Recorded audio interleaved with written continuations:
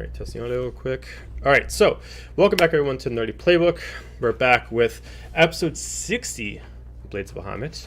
I would like to say this is officially like the longest campaign I've had so far. Last one was like in their 50s, so it's kind of cool. No major announcements other than a little surprise. I added some new artwork to our emotes, so if you guys want to check out some new emojis, Silica has now been added to the emojis. So if you want to if you want to contribute some bits, if you want to, and we'd love you to, follow and subscribe. There is one of the rewards to actually get a Silic emoji that actually is getting ready for battle. So a good combat ready emote. Also got some for bits and a new mixes for the bits as well. Don't forget to follow and subscribe so you can get all our fun little emojis of characters. Do not forget that tomorrow's Echoes of Bahamut, our other campaign, so check that out, same time. And then the rest of the week will be switched over to Rated Informator's account to play some video games, so check those out as well. Without anything else, we're going to go right into it.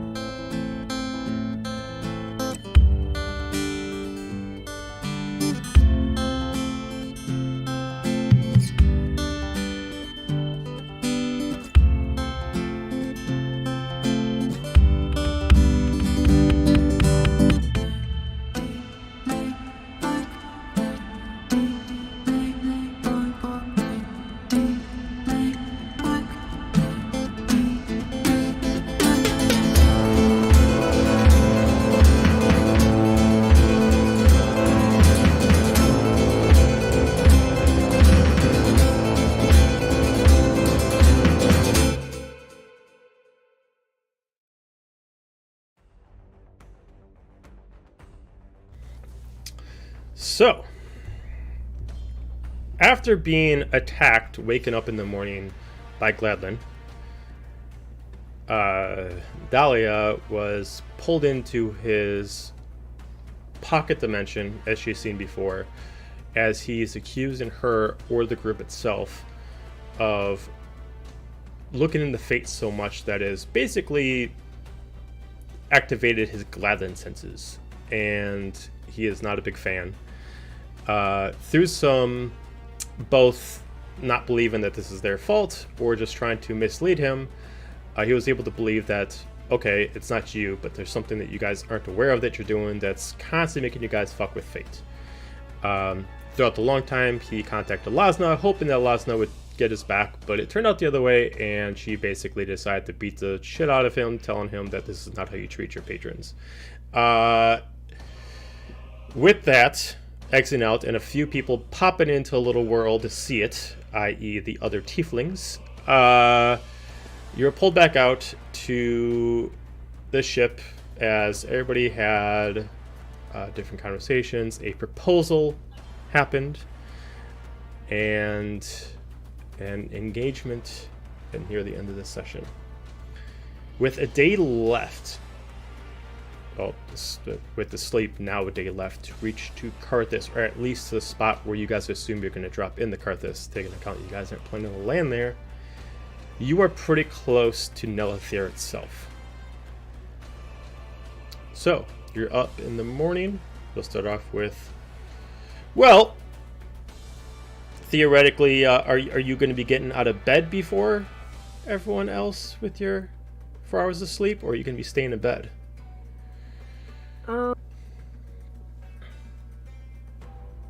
Unless he's needed on deck, he'll probably just stay in the room. For once. I was gonna say, don't abandon your fiance on the first night. Wow. Okay.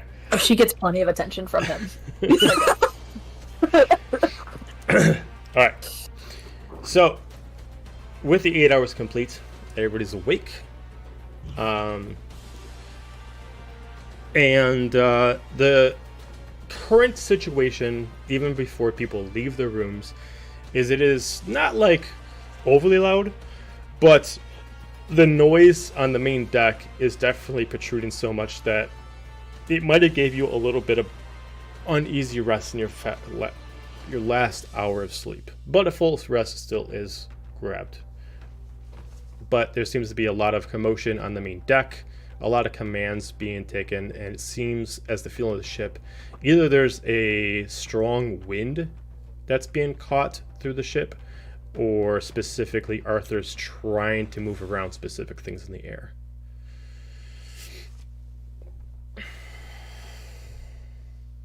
What would you all like to do? I'm probably gonna wake up early and do my exercises because I have not done them in a while and I'm feeling kind of bad about it.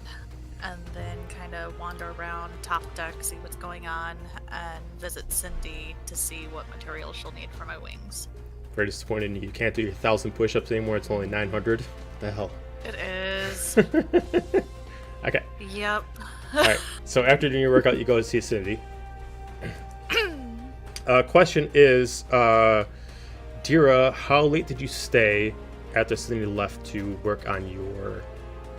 Was it Dira? Yeah, I think it was Dira. My holy symbol. Either until I get to a stopping point and need to leave it, or until it's done. So okay, why don't you give me just roll me a d20 and then add your proficiency bonus. Alrighty. So that is a 19 plus. Where is it? On the right tab here. Pushing 25. It's 24. Okay. Knowing your way around a forge and having personal training with a forge, especially with the way that Cindy does it, it didn't take you much time at all. You're able to finish the whole thing before you got too tired to have to take a break. Okay. And able to get rest with the rest of the group without having to go to sleep a couple hours later. By the time, Zephania, you get down there, you get there about the time that Cindy's just like loading back up everything in the shop. She's not even fully ready to not like she's taken it's like an actual business, but she's pulling things back out. She re-pulled out what looks like kind of like a fuel engine to start working on the arcane implements to Silic's armament. And she's pulling out what looks like a specific extendable spear that she's working on and some kind of arcane shield.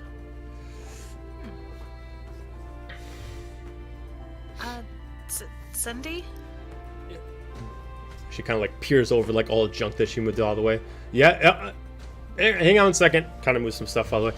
Oh, hey, yeah, good morning. Morning.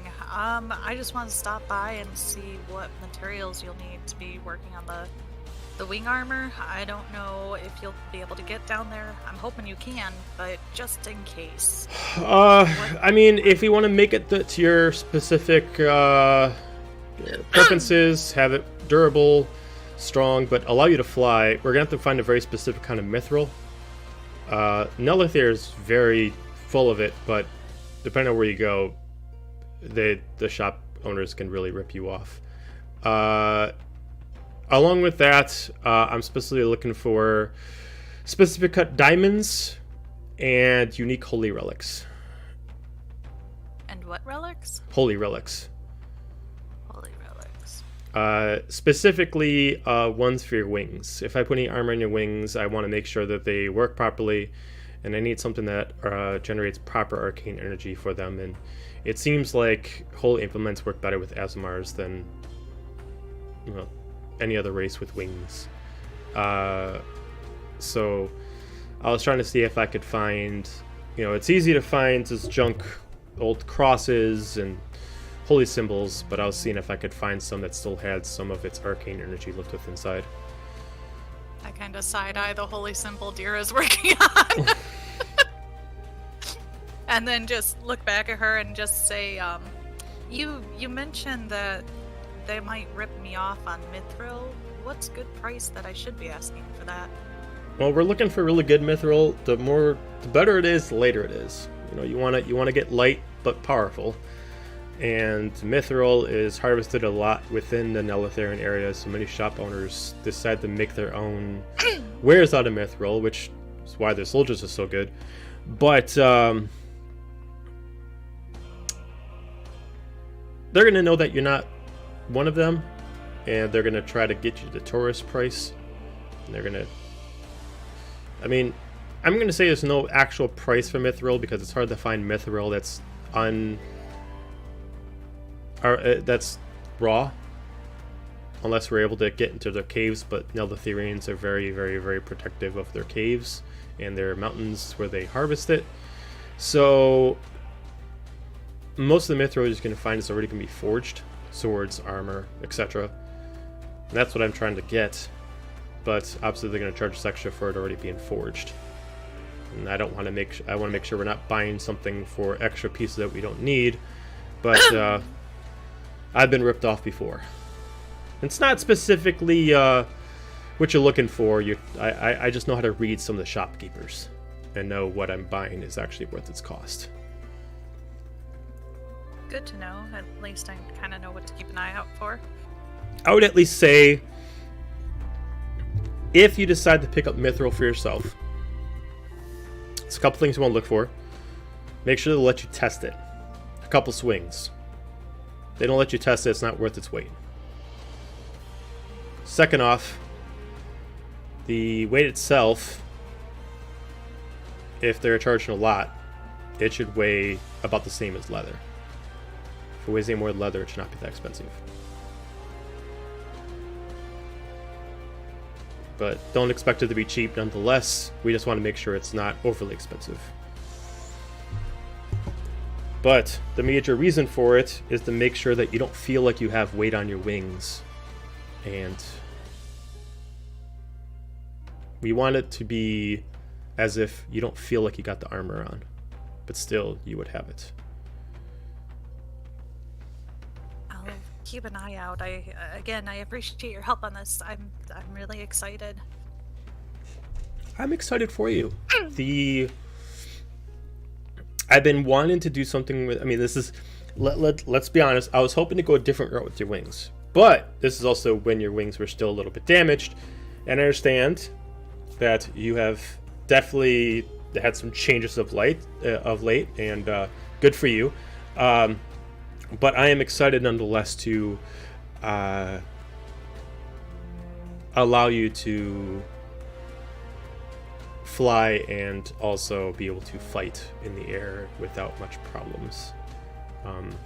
Well, she's saying that Zephania gets this little smile and stretches her wings out fully and kind of knocks stuff down, and all of a sudden was like, whoops, I'm sorry. During that, give me a perception check. It's actually funny you did that, because I was going to try to see if you were going to do something. Hey Joe, real quick, we're all in different spots on the stream. Oh, right, because I didn't notice. I was just like, wait a minute, I'm not Dira. Oh, I'm Kaiju. I'm Dahlia. Hi. Sorry to interrupt. Continue. I'll be honest, there was going to be a session one of these days where, whether it was this campaign or another campaign, where a spell happened, everybody has to take over someone else's body, kind of like that. Oh. But I was about to do my best Apollo impression, but I was like, I cannot do Dahlia's I accent. gotta find the right time for it, otherwise it's just too forced. Okay, what'd you get? I got an 18. 18. As you knock it over, you see, as she's picking things up, not really hidden, but it's kind of her own piece. You can see that there are pieces that looks like it's already shaped the way you wanted, and there's almost like a schematic. The only difference is this looks like it's for a devil, female specifically, and you can see that there's already a schematic made, a blueprint made of how to make armor for almost like a backpack piece to go over the actual pauldrons and the actual arches of the wings. And you can see that there's some markings on it of how to actually change it to make it for an Aasimar wings, since they don't have such a high point as a Devil's Wings would. But as you look further, you can see this was originally meant for her. Looks like once upon a time she was planning to make armor for herself, but probably never got a chance to do it. I'm gonna just pick it up, and is this what you're working on? It's beautiful. Oh, you weren't supposed to see that. Well, it's similar. She kind of tries to take it back from you. She's I'm using this as a basis. I made something like this once. It didn't really work out well, but at least I know from trial and error of how it would work. But as she kind of like rubs her phantom pain of like the spot that's missing. I mean, think of it of me kind of doing this for you, for also kind of filling in a void for myself. But I mean, I this was originally for me, and it worked a little bit, but it was a little heavy, so I was able to start modifying it. But as I started modifying it, unfortunately, that was when the accident happened, and I put it on this scrap for a little while. Instagram's just fucking cool. And they're a little awkward, and then just kind of give her a quick, awkward, comforting hug because she doesn't know what else to do, and she kind of knows the pain, and then just kind of run out. Thank you again. Thank you. Yeah. Okay. Yeah. If you find anything, just let me know. All right. And head back up to the top deck. Okay. Anyone else? Any specific things on mind? I mean, probably hearing all the commotion on deck, Gaiju probably would have gone out to investigate, see what was going on. Okay. As you head out to the main deck, even just, open up the door halfway, you're able to see that it's a mixture of something in the air that is almost creating kind of like what I would call more of a sky storm, which is kind of allocated specifically only to the sky, but it's not striking down on the ground. And he's doing it quite magnificently, but Arthur is trying to dodge any clouds that would do any damage to the ship. It's not like bank here, sharp turn here, but it's enough that you weren't expecting it, so it's doing enough to shake the ship. And he's doing a lot of loud commands that unfortunately were loud enough that you heard, that he's making a lot of commands. It's like, all right, raise the mast. All right, we need to turn it. They have 5 degrees over. He's making all these commands real quick, and he's doing it miraculously. But to be able to immediately, you notice that due to the sound of the crackling and everything like that, he's trying to say it loud enough that everyone can hear him. The storm itself is very much allocated to just the sky, and you would know this is very common for Nelethyr. It's also a way for their dragon riders to stay hidden, is within the storm. And at this point, you actually notice that a black with why can't I say the term? Pinkish horns and kind of fins for wings flying around, as you assume it's Treya trying to soar around the actual ship itself. Okay. Come on, Discord. Sorry, my internet is having some issues. It's alright.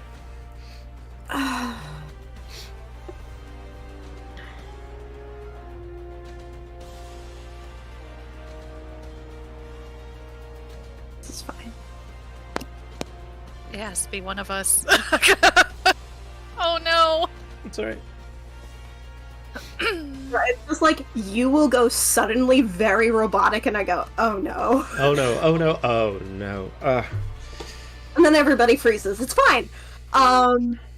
Okay, so Treya was flying around as a dragon? Yep, she's staying within like 30 feet of the ship, and she's just kind of like, she's kind of like doing like a wave motion around it, where she's kind of like flying around, and occasionally she'll dip down, and she'll like fly back up, and she'll kind of like barrel roll over the actual blimp of the ship, and then she's looking like she's kind of like just slaloming around the ship and not getting too much far away, whether it's a trust thing or just kind of thinking that this is as far as I'm going to go lest I fall kind of thing.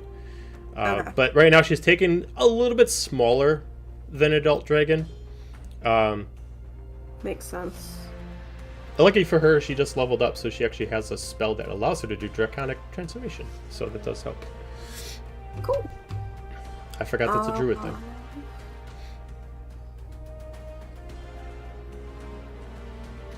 Trying to see if there's anything I can do to aid us.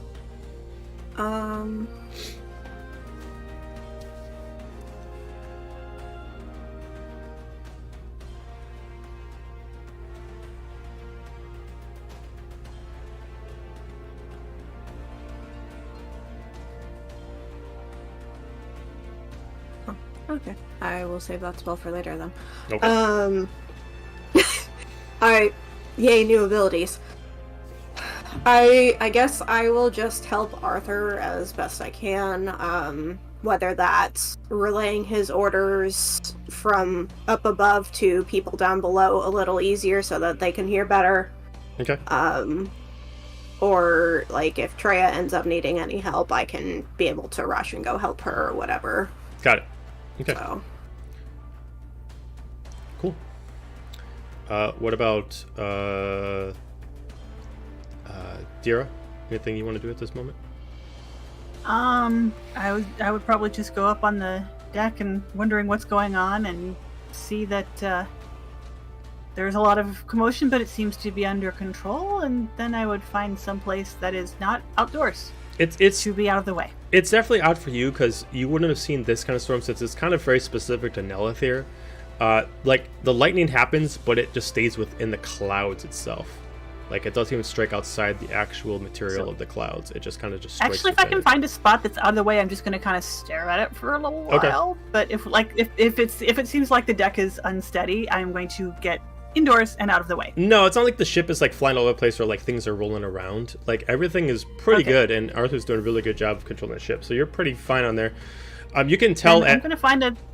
Go ahead. Maybe even just up on the bow. Okay. Sit and watch the show. You can definitely This is pretty tell with impressive. your arcane at least attunement that whether this was something that Nelethyr did once upon a time to create this, or this is accidental, this is not a natural storm. And it's not like someone's casting it right now, but it definitely feels like it's an after effect of like something that Nelethyr did once upon a time that creates this kind of storm that happens over them once in a while. It is definitely arcane in nature. But you can't tell if it's we used to get large storms that we had to contain them within the clouds so they didn't strike us, or we didn't get storms a lot and then this was created and we were able to at least subdue them. You don't know where the line starts and where it ends as far as how these things work. But make a mental note to ask Gaji later, but he looks very busy, so Sure. I'm just going to watch the amazingness. What about Dahlia?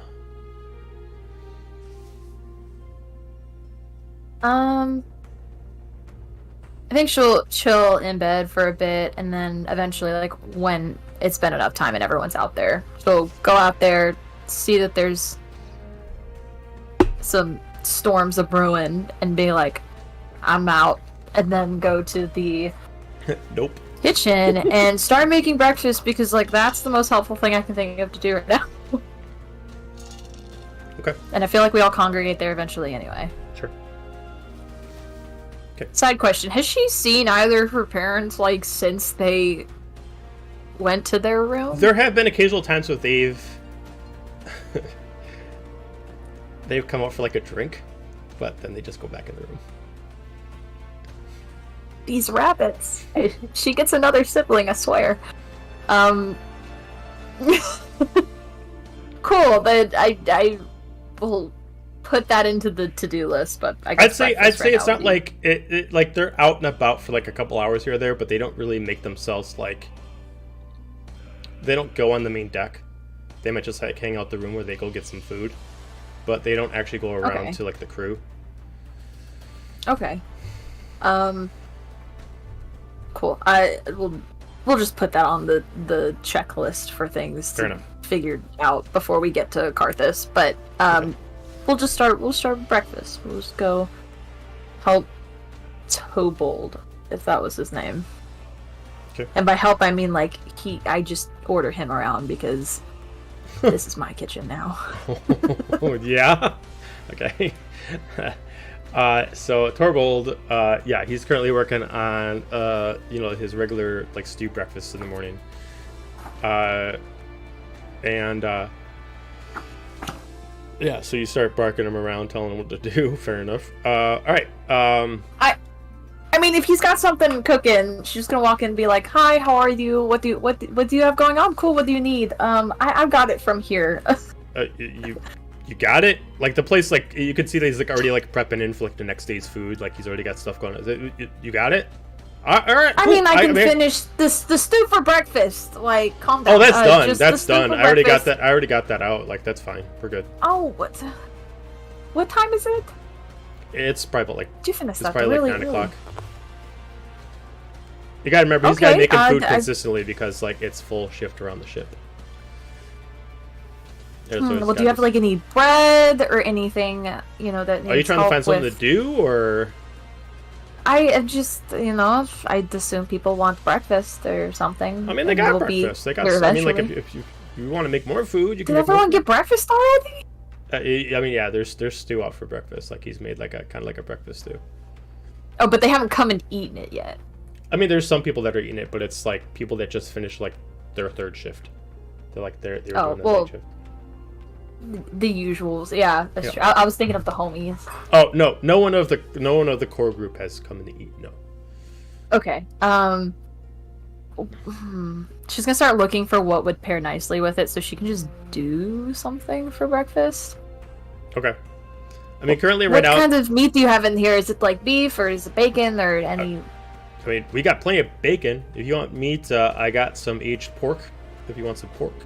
Otherwise, Like we got what's some... in the stew for breakfast? Is there any protein? Oh yeah, I mean, there's a lot of beef that we got from the local rams that were out in the last place we stopped at. Wow, cool. All right, I will make something to go with You can it, see him and then kind of just start cutting like some twisting, bread. like his. You can start seeing him like twist like his butcher's knife. Like, you got any more questions for me? Want to tell me how I'm gonna do your job even more? Come on. Oh, I'm just gonna square up with him. If you want to go again, Torvald? Captain's fiance. Like he's not saying anything, but he's just like it's like, how dare you come in here and tell me how to do my job, kind of shit like that. Hey, I appreciate you making breakfast. It's kind of your job, but I appreciate that. I'm just here to offer some help. Have you made any coffee or tea or anything like that? That's not my job. That's Oh. what's her name? That's let me pull up. that's not Charlotte. Do we have an official intern that makes You gets got everyone someone who does the coffee? drinks. Yeah, it's where the fuck is she? No. God damn it. Oh, there it is. Najak, the Dragonborn. Is she in the room? No, she's not there currently. Is the but she's- Dragonborn in the room with us? No, she's not in there currently, but there is drinks already made. But yeah, she's the one that whenever you guys get into town, she'll procure all the extra liquids for the ship. She also she's kind of like your local mixologist, so she knows how to make specific teas and specific kind of cocktails that go with the drinks. But she always sets up the coffee and teas throughout the days and different kind of liquors whenever they need to be pulled out. And she's the one that actually makes all the other homemade ales that Torvald doesn't make, because he specifically makes one for his food. Okay. Well, Mr. Head Chef, telling you how to do your job, what do you recommend I can help make for the breakfast? Even though it's already done. What can I do extra? He's just like looking at you confused, like, if you just want to do something, do something. I mean, I'm making for tomorrow, and you can. I'm asking you what I should do, because apparently that's you want to give me orders, so go for it. Just immediately, just like takes the handle forward towards you and gives you the butcher knife. All right, I got some slow roasted beef over there. If you want to start cutting into that, I got that in for tomorrow. We're gonna start putting in for some chopped meats. Okay.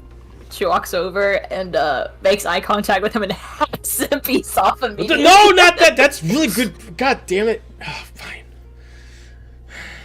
I know what I'm doing. She knows what she's doing. You said to cut it. I'm cutting it. Yeah, not like a warrior. Don't That was a hack statement. into it. Slow cut it. You don't want to bruise the meat. Okay. A real thing, I'm a Cool. chef, so it's like you're. I know you're giving me chef logic right now. I'm just like, shit, I'm not gonna sass him. I do want it to taste good. But he eventually does walk away. He's just like, you know what? Breathe, Torvald. Breathe.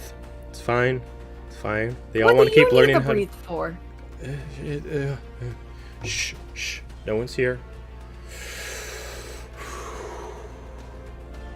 Alright. We've been at this for 10 years. Why do you act like I'm a noob? I'm not. I've been here. I've helped you. He just starts And doing his set own fire to thing. the kitchen a few times.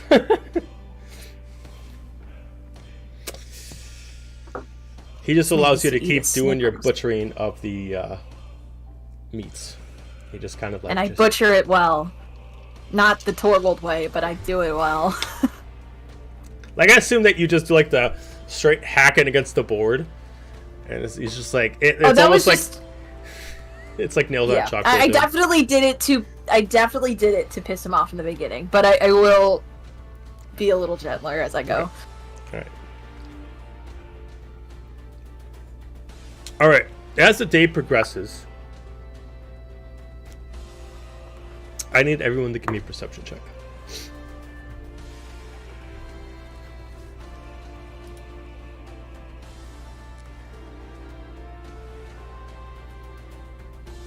Ten. 9. 11. 7. This meat's really hard. Oh fuck. Okay. We're Alright, cool. a really perceptive So lot as tonight. two of you are on the main deck, Gadger, you're helping communicate. Dira, you're taking in the sights and just kind of taking in this weird wither experience. Dahlia, you're down in the kitchen. Zephania, where would you be at this point after maybe a couple hours of the waking up? I probably would have gone down in the kitchen because I wanted to learn how to cook more. And So then another person? walked into that fiasco. You guys are gonna and give the poor thought, man a heart attack. Nope. And walked right back out. No! Do I see you walk in? I don't know. Does she see me walk in? I don't. What's your passive perception? Because you're doing an extra now. So what's your passive perception, Dahlia? 18. I'd say you could. You I'm would an see. observant You would see girl. Zephania walk in immediately, like not even stop in stride. And it's like, and then just kind of just pivots on one foot, starts walking away. Wait, I need your help. Can you hold this meat down for me? Hold the meat down. How the fuck are you doing that? Nope. Don't Sure. look. Don't look. I guess. And I go in and I kind of look at the cook like, is this how you do it? Nope. Not at all. Looking But at you know, Dahlia like, it's all right. It's all right. You know, just give her a hand. It's fine. How am I supposed to cut through the bone? I need someone to hold it down while I Bone. hit it really hard. What bone? I'm like, There shouldn't be any bone in there. What are you hitting? back. Oh, was I supposed to cut that one? I thought I was supposed to cut this one. He's just like, I need a moment. gonna make this And he poor starts man like quit. walking out. What'd you do to our cook? Great, he's gone. I start taking things and putting them in the stew. I'm Dahlia, sorry, you but you're have being to such a cook. bitch to my character. What the fuck? Yeah, he makes it a certain way. I don't know if we should just throw stuff in there. I'm just adding more protein. I'm sure it'll be fine. So Plus, we need it. Glance to the door again. Okay. during this process with your guys' original perception checks I had you make, the storm itself starts getting a little bit more loud. It doesn't create the radius of how much it strikes, but the storm itself, the thunder itself, starts crackling even more grandiose. So much so that within the ship, no matter where you are, it almost, you can feel it kind of like shockwave against your skin a little bit every time it just kind of claps together. Still no striking that happens against the ship, but it does. And at this point, every thunderstrike and lightning that hits, it creates this big, huge blinding effect where everybody's just kind of like 3, 2, 1, and then immediately, as like Arthur's creating commands of when everybody needs to block their eyes so like the lightning doesn't blind people, as it's starting to get so outrageous. As this is going on, not enough tension is being brought to Treya. As she's flying around, as you can hear, well, you can't hear, but eventually for a little bit, you see Treya like flying around the ship, and it looks like she's trying to grab attention, but you can't hear her. And also, no one's physically communicating to her in her form. Eventually, she just immediately just like starts ramming into the ship on its left side. As everyone can feel this, as you can just feel like a thud, as if you were actually in the water, like some large Leviathan or Kraken would have been smacking the ship. That's what it feels like. Only the difference is you're being swung from the top, since you got a blimp on top of you, and it's holding still, and she's kind of pushing you like a swing, and she looks like she's trying to grab your attention. At this same moment, because of the perception checks, immediately something else hits the ship, but no one else sees it, as she immediately starts freaking out, and she immediately starts trying to like fly in the air to grab your attention. Go ahead. I guess if she gets at any point within 30 feet of me, she'll hear Gaju's voice in her head. What is it? You know about those dragons you were telling me to watch out for? They're here. How many? 1, 2. I count 3. They're flying around the ship. I can't keep track of them. Hang on. Okay. I'm gonna start barking orders to prepare for evasions. Okay.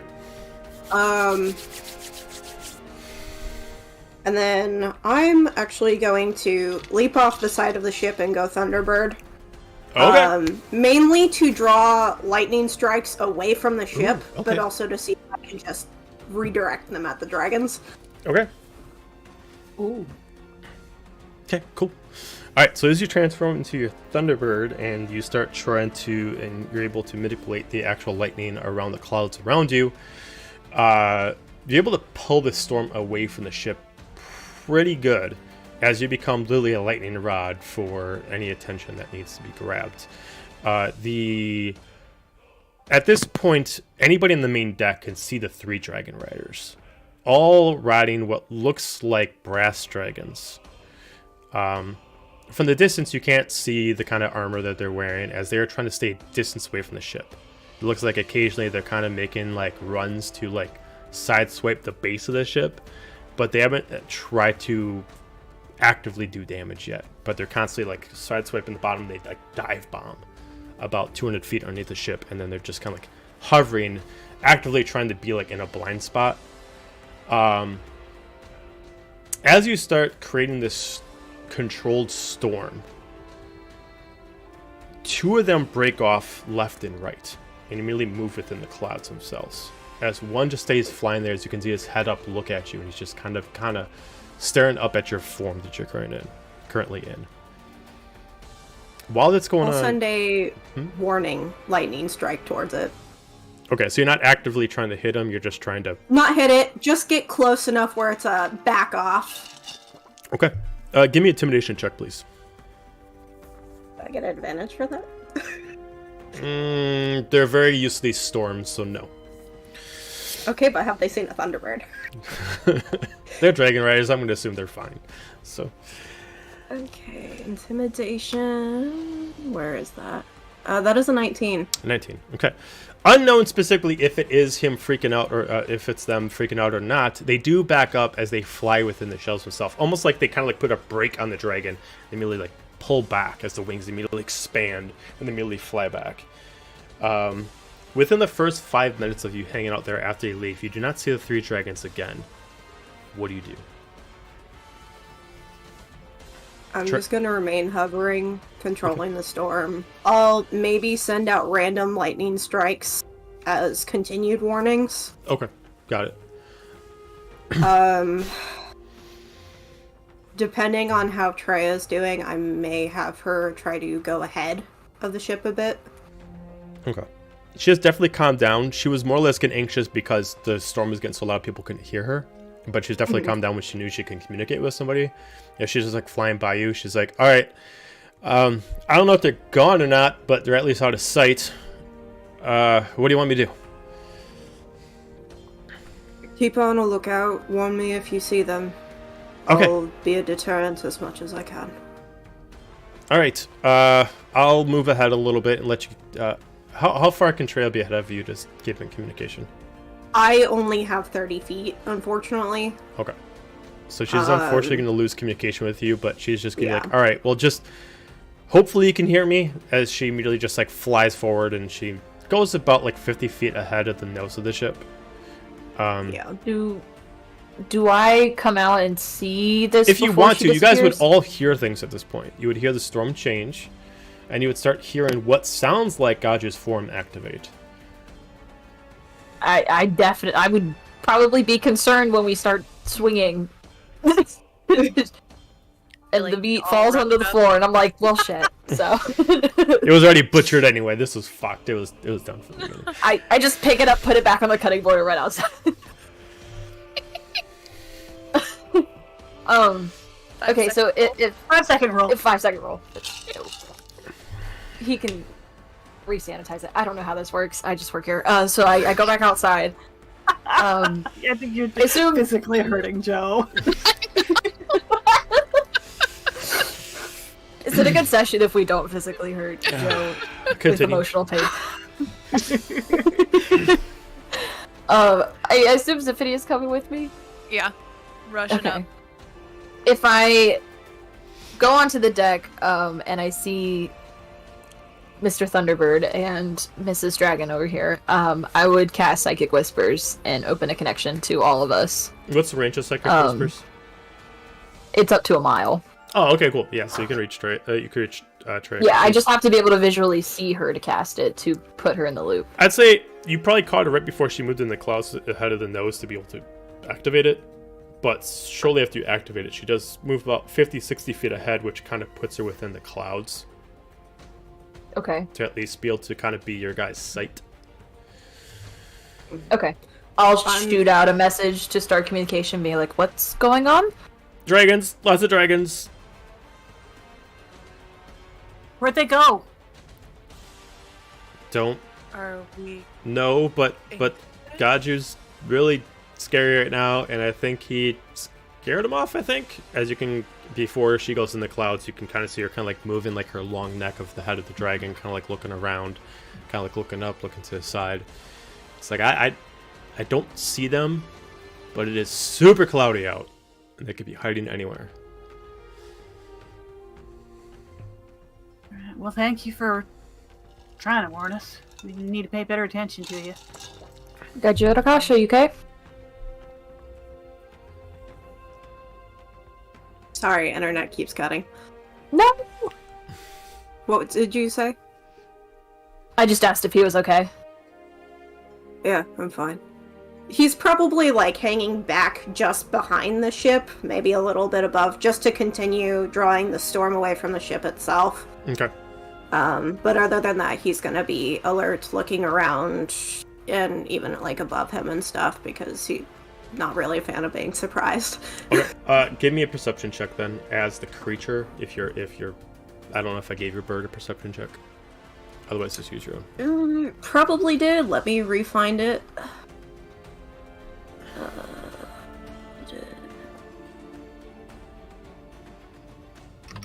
There we go. Perception is part of which stat again? Wisdom. Wisdom. Okay. Oh, excellent. 21. Cool. Keeping your eyes out, you occasionally get like a shadow within, but they're really far away. As you can tell that they are definitely moving parallel with the ship, but they're about 200 feet away from the ship. Left, right, and the one that you scared off seems to be the only one that's constantly moving their position. You can occasionally tell that at first when you saw them, they were beneath you about 200 feet. Then somehow they got above you 200 feet. Either their dragons extremely fast, or they're using magic to move Or they're around different quite dragons. correct.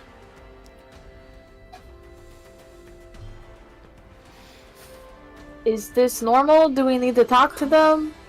There's extra tea and stew. Come on. Come on, Discord.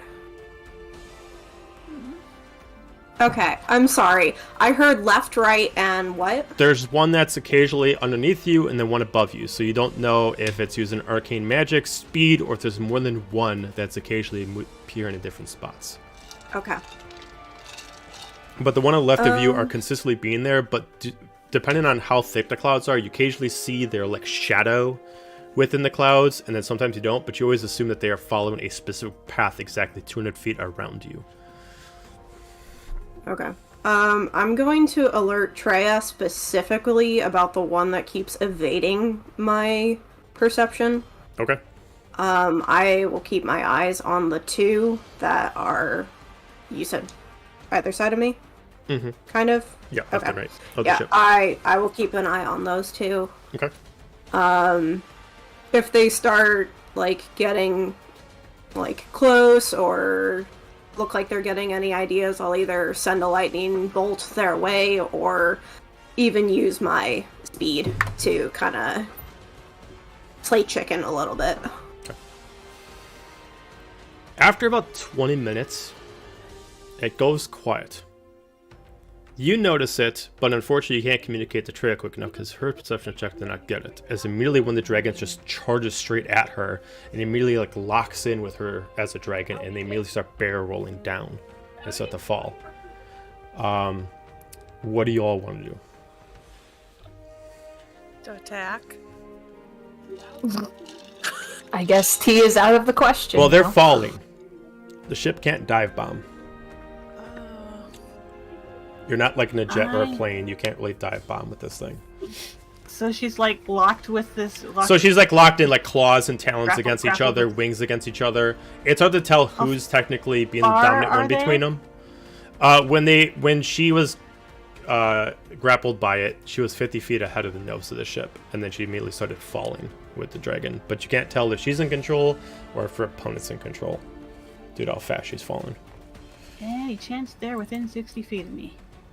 What's your passive perception to see if you can react quick enough before they get out of your range? Oh no, it's 10. Yeah, they would fall too quickly before you could react. They'd be right out of your range.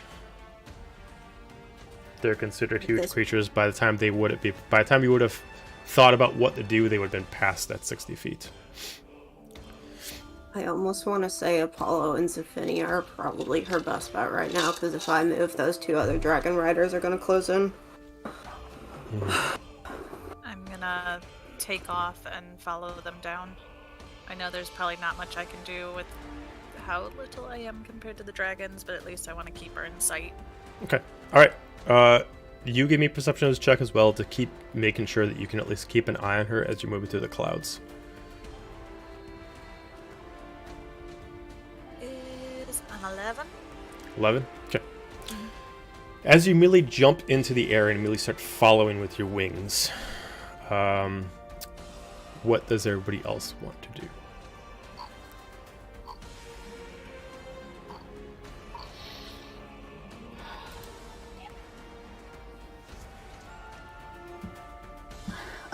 Well, look over the side of the ship worriedly.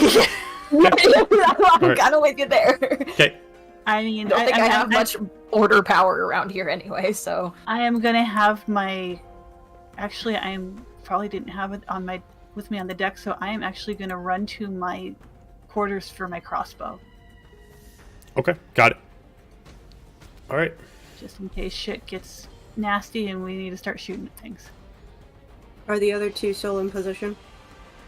Yeah, they're still locked in there. They still have not moved from their position. How far away are they? 200 feet from each side of the ship.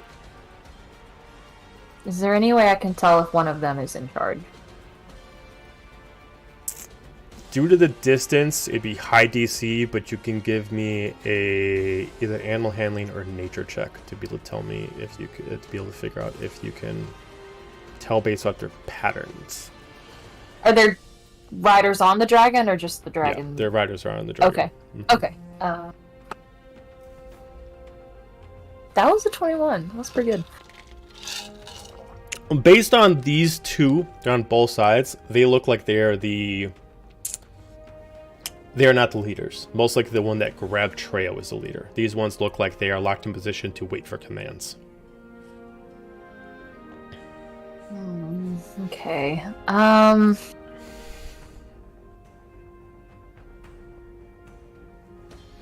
Then I will cast Sending to one of them. Whichever one looks to be the more confident one. They both look exactly the same. That neither of them look like they have any more of kind of like a beta presence than the other. They both look like they are just the standard soldiers that report to whoever's in charge. Which one looks the friendliest? They both look the same. Shit. All right. I will just also pick one. explain that you can't see their facial structure nor their gender while they're on there. Due to the kind of helm and armor that they wear as dragon riders, they are meant to be unable to be discerned of their race or gender while they're wearing this, due to the thick armor and the helms that they wear. Due to it, too, they kind of almost have kind of like a very Asgardian kind of look of these as they ride. So you can't even tell what race they are, if they are even elvish or any kind of structure. I'm going to choose the one that's closest to Gaiju's Thunderbird form, because if they were intimidated by it before, hopefully maybe that will help out here. But I'm going to cast Sending to this person and be like, what's the meaning of this? Can we discuss, please? As you just get a pause. Terms are already in process. If you'd prefer your friend not to get harmed, you'll land now. You're entering into Nelethyrian airspace without permission.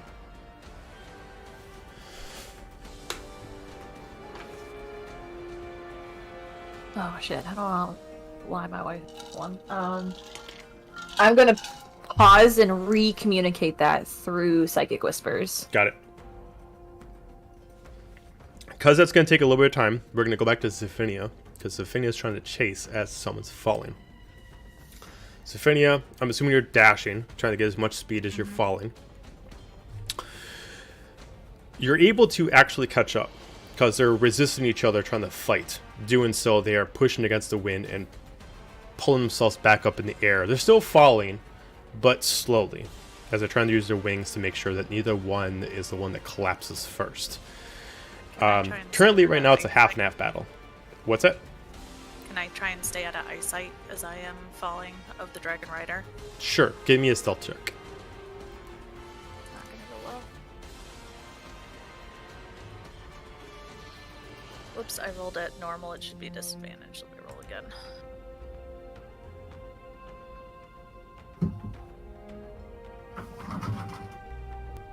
$11. 11. There's a lot going on with the battle, and yeah, as far as you can tell, neither of the eyes of the dragon see you, and the dragon rider is very focused on giving his partner or companion, whatever this dragon is to him, orders and commands, and occasionally trying to draw a sword to kind of almost give an extra arm for a swing at Treya. But Treya's doing a good job of using her wing as a shield, but she's definitely, getting clawed up in the leathers of her wings. My goal is to get behind the Dragon Rider without him seeing me, if possible. Okay. Alright, so as you get closer, give me another stealth check as you start to get closer, because he will start to hear you if you fail on a stealth check. I think I need armor that doesn't give me a disadvantage. 6. You got a 9. So as you get close enough to land on the saddle of the actual dragon, as you immediately try to strike, he Wait. Before you say anything, can I use a lucky point? Because I forgot. Sure. Luck. Sure. Okay. Hopefully it's better. 11. So instead, as you get closer to land on the saddle, he doesn't know that you're there, as he is still trying to strike at Treya's claw, and you're able to land on the saddle, and you're able to put one hand on the saddle so you can hang on. And you got one hand free. What would you like to do? Grab him around the neck and shout out. I suggest you call your dragon off. Give me an intimidation check. Did I get advantage because he didn't know I was there? Sure. Yay. Wheeling and dealing. 19? 19. As you put, I'm assuming, a blade to his neck, he immediately doesn't even look at you as he immediately pulls his blade up against Trey's claw. So he just looks at it. It's like, all right, but you're going to regret this. Trust me. As he immediately lets you let go, as he immediately just flies off of Treya. And immediately just kind of off of Treya or with Treya? Off of Treya. Okay. As Treya is able to get control. You lose sight of Treya because she has to kind of dive bomb to regain her wing speed. But at this point, you kind of hear this kind of like a war cry call from his dragon as he immediately just kind of blows into a big, huge war song trumpet. As it just kind of reverberates so much that even people on the ship can hear it. As both anyone who's on the ship that's looking at the dragon riders, they immediately just depart from where they are as they immediately leave. And we're fucked. Are we still linked in our minds? As long as she's concentrating on it. Okay, I'm just gonna let everybody know. I got him off Treya. I don't know where they went. I don't think this is gonna go well for us, but she's free. How fast are these dragons moving? You lose sight of Like what speed? based on their average movement that you're watching, you don't know how fast they're going now, but they move about 100 feet without dashing. But that's what you saw as their speed. They could possibly go faster. Gotcha.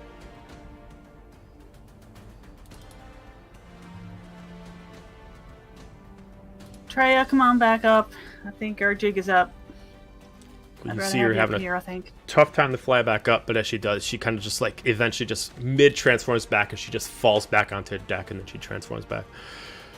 Oh, God, her that up. sucked. Oh, God. Come on. Are let's get we you- landing the people ship? up. Are we talking? I'm saying this through psychic whispers. Keep going. Okay. Is this just going to send more at us? Maybe we're out of options, I feel like. What choice do we have? Lie our way through it? About what? Can we survive a 3-dragon attack if they come back? Are we sure that horn is not going to bring back more than 3? I ain't. What do you suggest we do otherwise, then? Land the ship and bullshit our way out like we have before? Not a bad idea. Better than facing 3 or more dragons. Can we fight our way into a kingdom where we're already kind of wanted?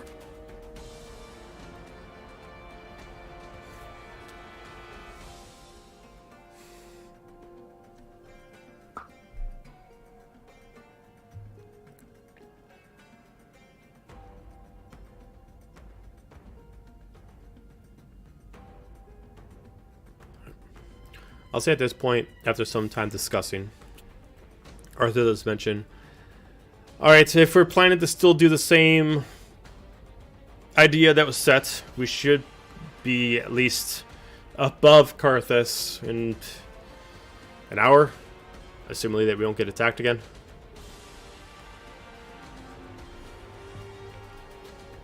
And I'm It'll get us. maybe I say maybe we keep going. If they come back, then we land. It'll get us closer to where we're going. or diversion, send the ship away, and I might be booked to carry 1. Apollo might be Treya, depending on what she can transfer into. We can continue ahead, the ship can turn around. But then that leaves us no escape plan. just leaning over the ship looking at Thunderbird Gaiju waiting for what he has to say.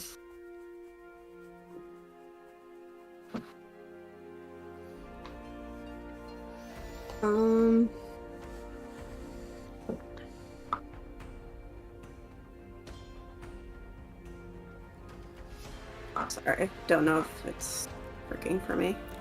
We can hear you. I want to say he's actually remaining quite silent right now. Ugh.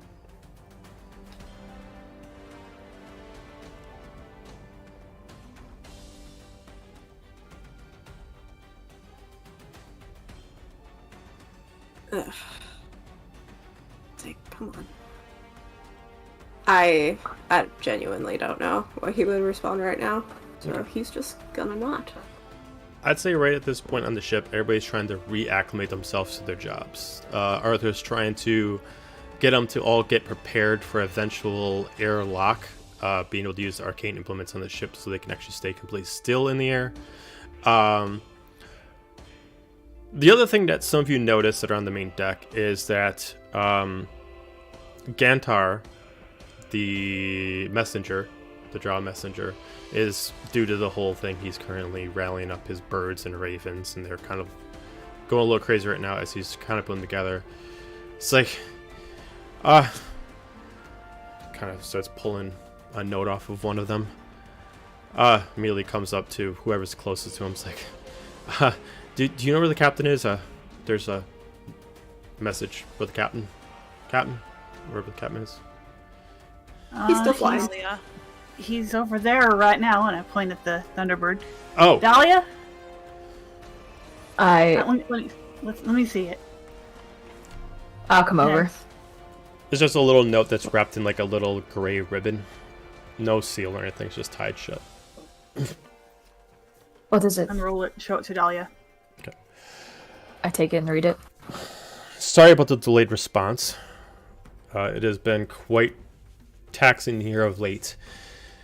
You have no idea what's been going on in Nelethyr, and it's been quite annoying. In short, not much information to give you. I had to relieve my post. Drama has been happening, and I am currently in... Let me make sure I pull up the right name so I'm not giving people bad information. I am currently in Aberdeen. Whatever you do, if you're planning to go to Nelethyr, don't go to the capital.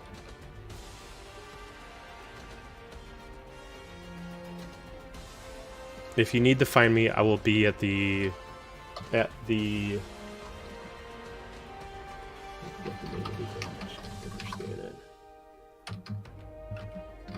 Demiplane Inn. Okay. Is that the whole message? It just says at the end, Metacana. I read it out loud through Psychic Whisper so guys you can hear it.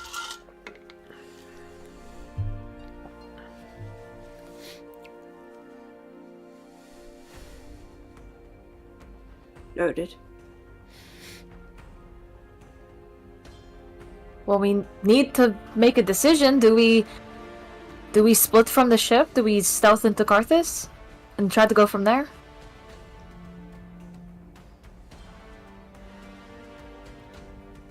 I think it's a pretty good option. We can all get there. How far is this Aberdeen from where we're going? Not too much farther. What is the walking distance from Aberdeen to Carthus? They are nearby made towns, but the distance as far as to travel for just walking itself would probably be about 2 days. Gotcha. It's doable if we have to. If you obviously are able to get horses or some kind of riding implements, obviously much quicker.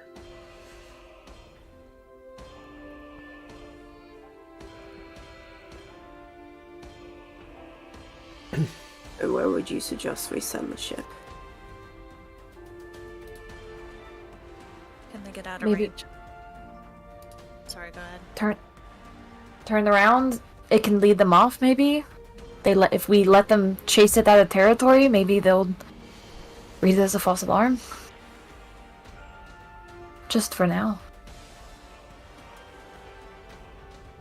What's to stop them from getting attacked when we're not here? Is Silic on the ship?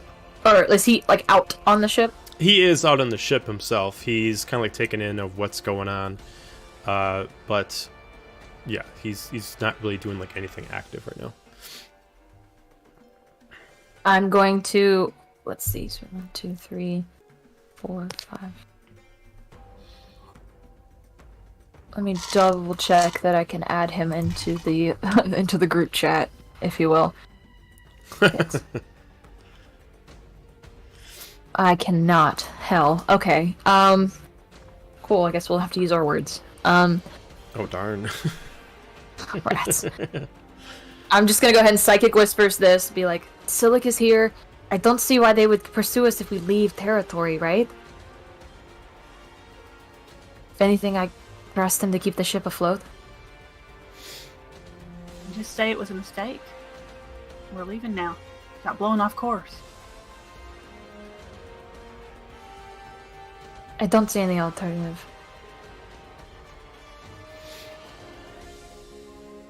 I mean, if anybody can talk his way out of it, it's Silic.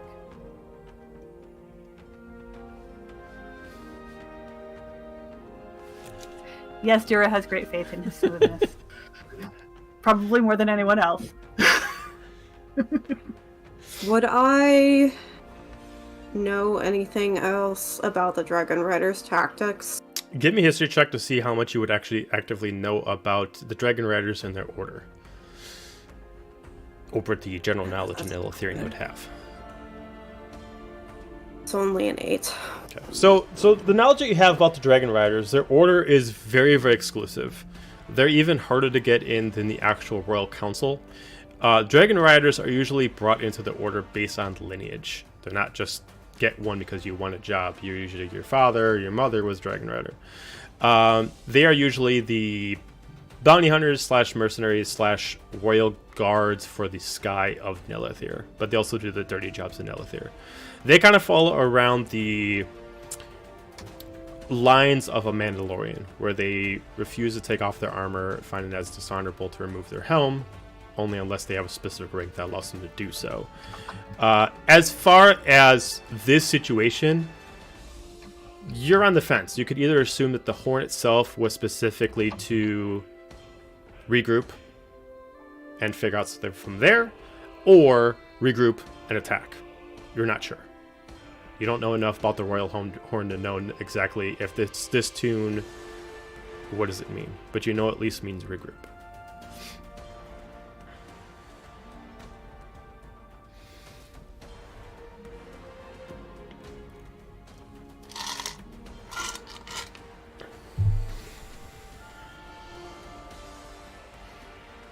If we've only got an hour left of time to get there, I'd rather not send the ship away.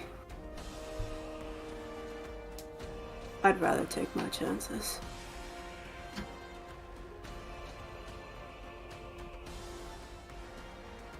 Are we going to be met with an army if we get there? And to put everyone in danger, potentially? We could be in the sea, too. Nothing about this is easy or definite. This is Nelethyr.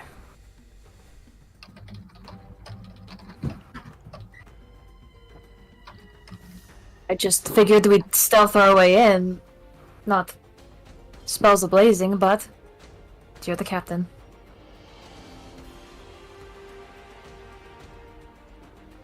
I can't say I'm not a little worried about them coming back and our survival rates, but we'll do what we need to. I'm gonna then... Neither one is safe. This at least keeps us together.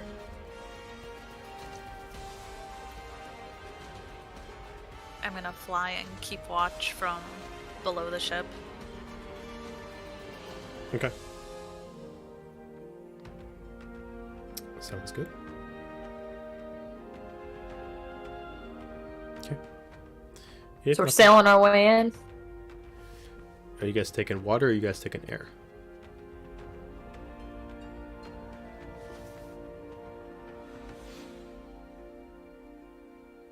think we're staying in the air, aren't we? Air. That's the question. It'll take longer if we go to water, right? If you take the water route, it also depends on how you guys plan to actually get to Nelethyr.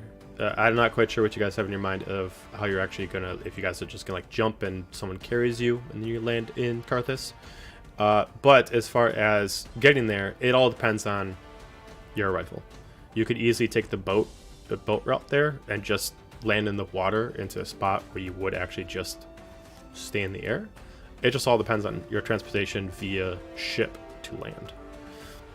But there should be no travel distance as far as boat to location. I think the original plan was that we were going to have the ship hover above. Mm-hmm. So it would just be a matter of us getting down, which, if we have enough flying, would be fine. And maybe name a place for them to retreat to if more trouble was. Why am I suddenly yellow? Oh, what the hell? No. I was wondering if that was just me. I don't look like that on Discord. What the No. heck? Oh, on Discord for me, you're yellow. Oh, no, Weird. not for me. Let me try again. Let me Yeah, you're click yellow away for me off. on Discord. Let me click Huh. off and on real quick. Oh, I better. love those technical issues. Okay. Suddenly very jaundiced, You and your whole place was jaundice. right? All right, so you guys are gonna stick to it and just go the hour ahead. Okay. I'm going to take my crossbow and climb up in the crow's nest. Got it. Hour passes, you make it to your location spot, and no changes happen. Dragon Riders don't appear anywhere. And as far as you are concerned, either they are not returning back or they're not returning back anytime soon. You're able to get at a proper hovering point directly above Carthus. You're high enough that you can't see Carthus beneath you due to the clouds and distance, but Arthur assures you that you are directly above Carthus's location on the map.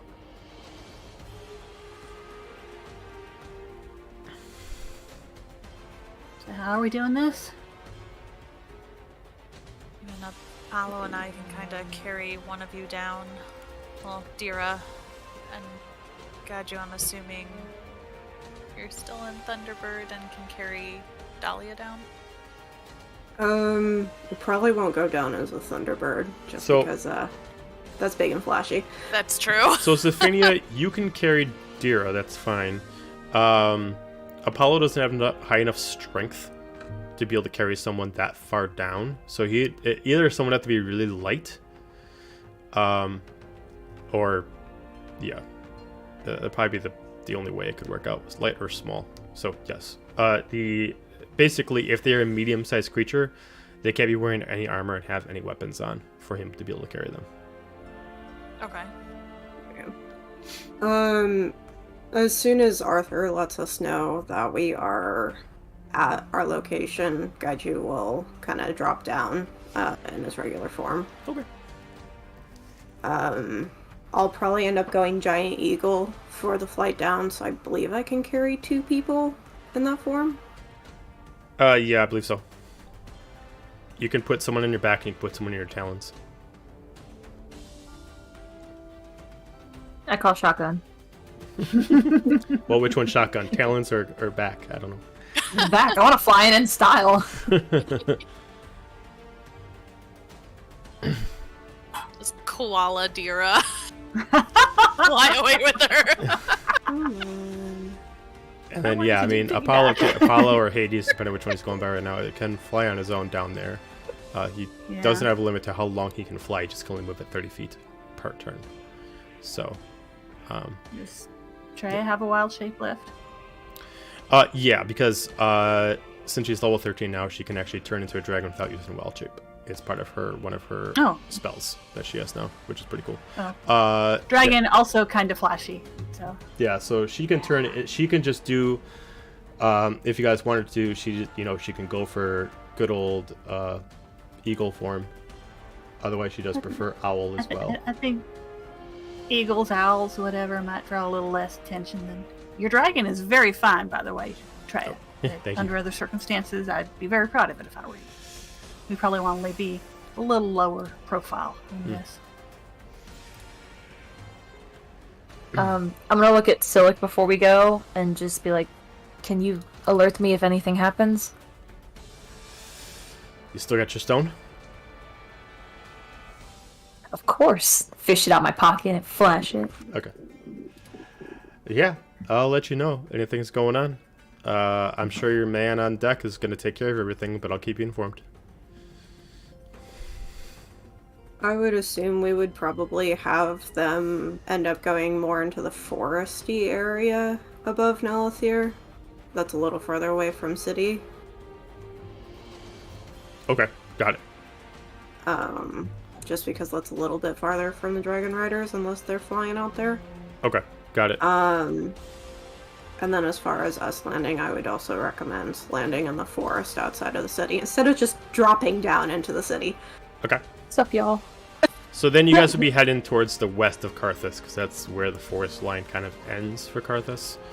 And that one, you wouldn't have to worry about standard Nelethyrian soldiers, but you just have to make sure you stay out of range of the Nelethyrian wood elves, in case for some reason they don't like you being there. But you would at least not have to worry about the Dragon Riders when you're in the woods. Okay. They report only to the council.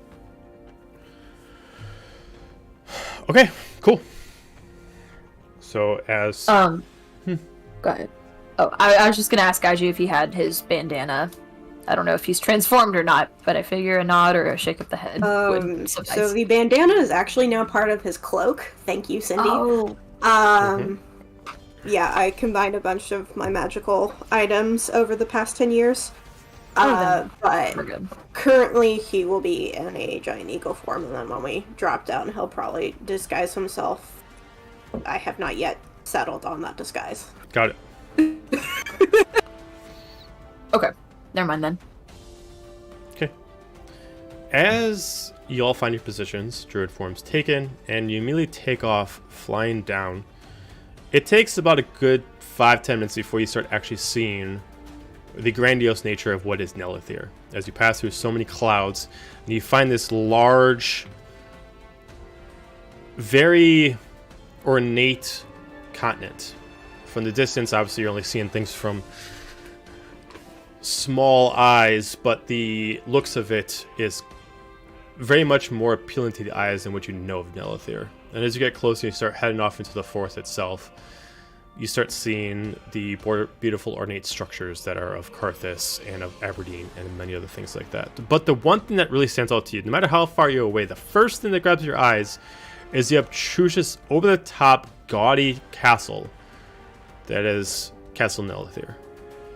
It is tall, it is outrageous, and it looks like, based off of what Gaiju knows, is it has many modifications of night and day since the last time you've seen it. It is over the top, it is way armed, and it is almost more of a fortress than a more royal castle. But you start to land west of Carthus, and you land within the far eastern portions of the Druid Groves of Nelethyr without being seen. Right now, you're in a portion of the Druid Grove that is not normally occupied, and this is a spot where many people transport and import goods. Treya reverts back into her Treya form and decides to put up a hood to kind of mask the fact that she's got smaller ears than the standard elf.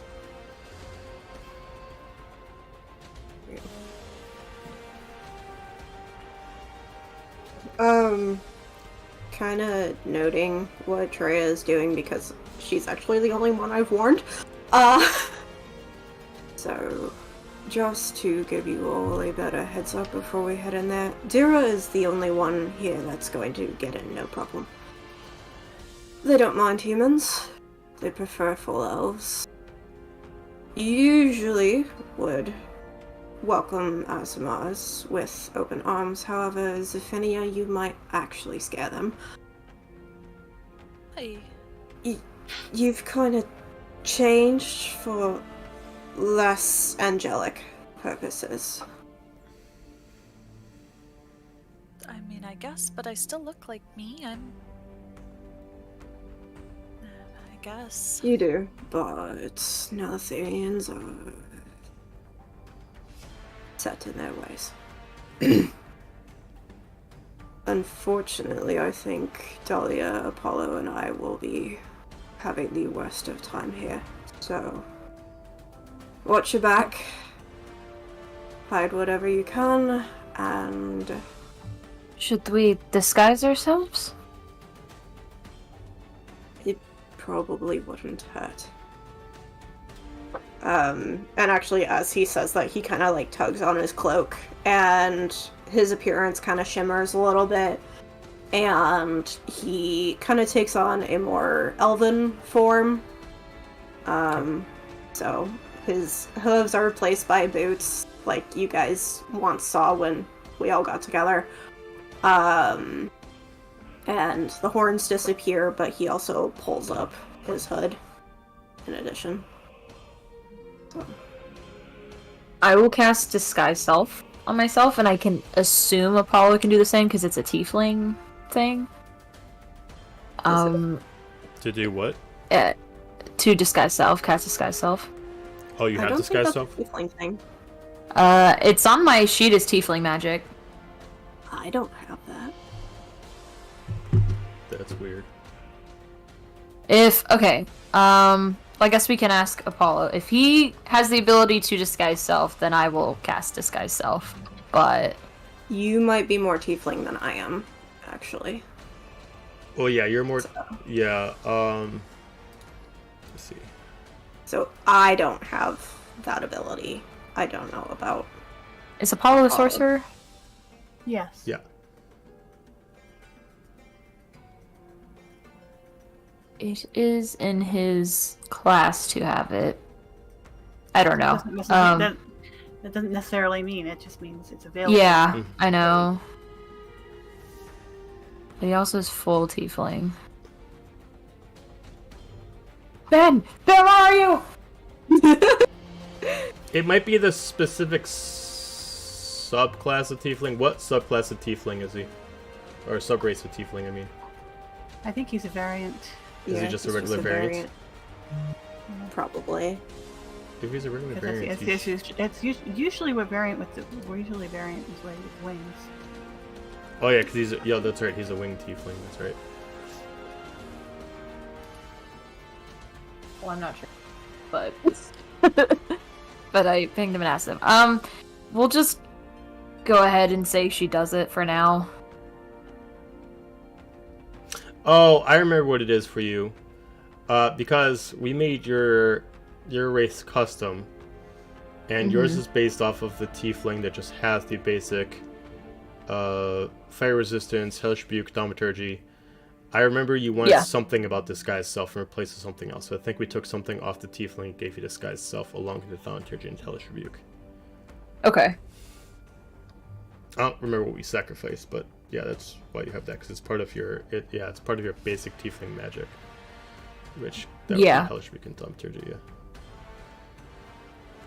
He saw it. I don't know if he is going to respond to that. We'll just say I cast it for now. Unless he says no, then we'll take backsies. Okay. I'm not leaving him out there by himself. Tiefling solidarity. Just gently drapes a cloak over his wings. They're fine. It's a very he just big wraps him ornate around cloak. like a bat. Right. Oh, here, hold on, I'll mute. See what he says. Oh yeah, he sent a voice message. I'm gonna put my cloak of invisibility on. I'm just everybody's bodyguard, I guess. Okay. You're gonna be the group favorite. Oh, that's new. Okay, so I guess we're waiting to see what Ben says. Yeah, she's... The answer is no, so I won't disguise self. Okay, so you guys aren't going to discuss. But he's saying he doesn't know if he's going to make the session. If he does, it may be closer to 9 because he got sidetracked with a bunch of stuff. Understandable. Yeah, he said if we're still going, he'll hop on when he can. But he does not have Disguise Self, so I am not going to cast Disguise Self. Okay. So you're just gonna stay. You're just gonna look as you look. Yep, they gotta take me as I am. Got Beautiful and purple, with a nice tail. All right.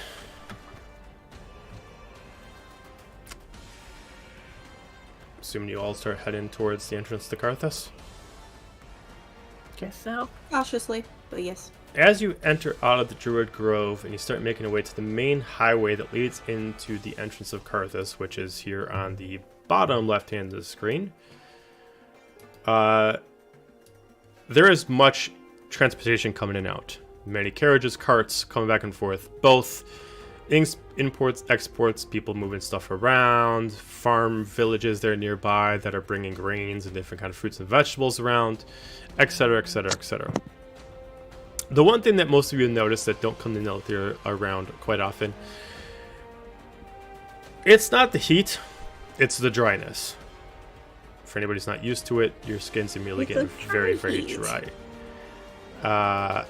And it's something that you got to get used to really, really quickly. You notice a lot of people around here, like I said, it's not extremely hot, but a lot of people around here either wear no shirts or sleeveless shirts, or definitely wear looser clothing. Especially if they're not nobles or soldiers. But the soldiers themselves are usually in full armor. So much so that if they're wearing a helm, you only see the slit in the middle of the actual helm of their skin. Other than that, they're wearing full fabrics. But as you're walking in, you're immediately noticing, as far as the tieflings, very few tails. If there are any other races, you haven't seen a single tiefling yet. So far, you're seeing mostly wood elves, high elves, an occasional drow here or there. As far as most of you, the one that's really standing out the most is actually Dahlia. Both of your races are just not around in this area. I will pull up my hood and like hide my tail in the back of my skirt. Okay. But that's like really all I can do. Okay. We'll try And the keep horns those are two in the obviously middle. going to peek through the hood. Yeah, it's going to have because like a they're little big bit of a enough. bump. Yeah. Yeah. So Try and keep those two in the middle of the group. as you get in through get close to the archway, there are two guards there that aren't wearing full armor. They're wearing mostly chain skirts, large boots, and looks just like they're heavier duty guys. No specific weapons of any kind, but they just look like they can deal more fisticuffs than anything else. As they're checking some people that come by, it looks like they're randomly just picking random people. As some of you notice, some of it is racial discrimination. Some of it is maybe just, let me see what's in your cart. All right, I'm going to take a couple apples. You can go. Kind of thing like that. As you get close, one of them immediately, whoa, whoa, whoa. What's your business here? Visit. Travelers from Aberdeen. Aberdeen. And how long y'all gonna be staying here? Kind of eyes up. First, the wings on this Finian kind of gives like a happier smile. I'm invisible. Oh, you're invisible? Oh, okay. I have my cloak of invisibility. Okay, you're thing invisible. on. And then mostly looks at the wings on Apollo, and then kind of notices doesn't take too much time to really investigate any extra things, but mostly notices the darker skin of a drow. How long will you be staying? Probably just for the day. Very well. Miller lifts his hands up, allowing you to pass by. As I'll make sure the others get in before I go in. okay, no problem passing in. As you immediately get into a huge crowded town. This is the first time you guys have been into a large crowded town, but this is basically a rural version of the bottom of the ground floor of Averant, of New Averant specifically. Constant packed streets, many businesses, carts all over the place, and definitely familiarity with making sure you watch your coin purse. as you see children Sam is and many pissed. people running around that some of you can easily notice, especially Dahlia. You can notice the quick child sleight of hand that's pickpocketing several merchants and people that look like they're easy marks going around. Throughout all this, you're able to quick notice a tier system. It looks like a merchant guild kind of leads here, as it looks like the merchants are kind of, some of them make more money, therefore they have more authority. And then there are definitely nobles that come around, nobles themselves definitely wear a longer, thinner, very more kind of Mayan Aztecian kind of robe on, and keep it very thin clothing, and mostly just wear like baggy trousers, sandals. And then you definitely see a lot of people with armor going around. And there's two different tiers of armor that's walking around. There's the armor that you saw so far that's mostly fully plated and covering most skin. And then there looks like there's more armor for more acrobatics. And these look like these are more rare. You don't know where the tier system is, but Gaji, you know these are more personal soldiers that are able to get within the actual kingdom's walls, and they mostly support the lords all over the place. They're all wielding curved blades, and much like the guards outside, they wear very few pieces of clothing other than maybe an occasional pauldron here or there, armored gloves, and basically the lightest of things, so they have more flexibility, assuming that they're never going to take a hit. But that one time that they'll take a hit, it's quite taxing. But yes, as far as where you're at, I'd say, Gaji, you could tell me if you have ever been to Carthus before. I'm gonna probably say no. Okay. So he was a pretty poor kid before serving the prince. Okay. So you have no idea from the first get-go where the Soaring Isles Tavern is. It looks like there's taverns kind of scattered all over the place. There's no immediate method to where things are located. There's occasional businesses here. There's occasional temples there. There's no like section of where things should be and where they shouldn't be. It's just kind of all scattered. What would you guys like to do?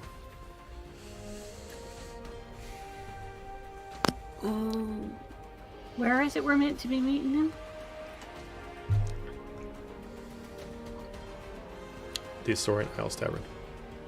Yeah, that was kind of encouraging. I guess we just ask somebody where it is, I suppose. Sorry, internet cut.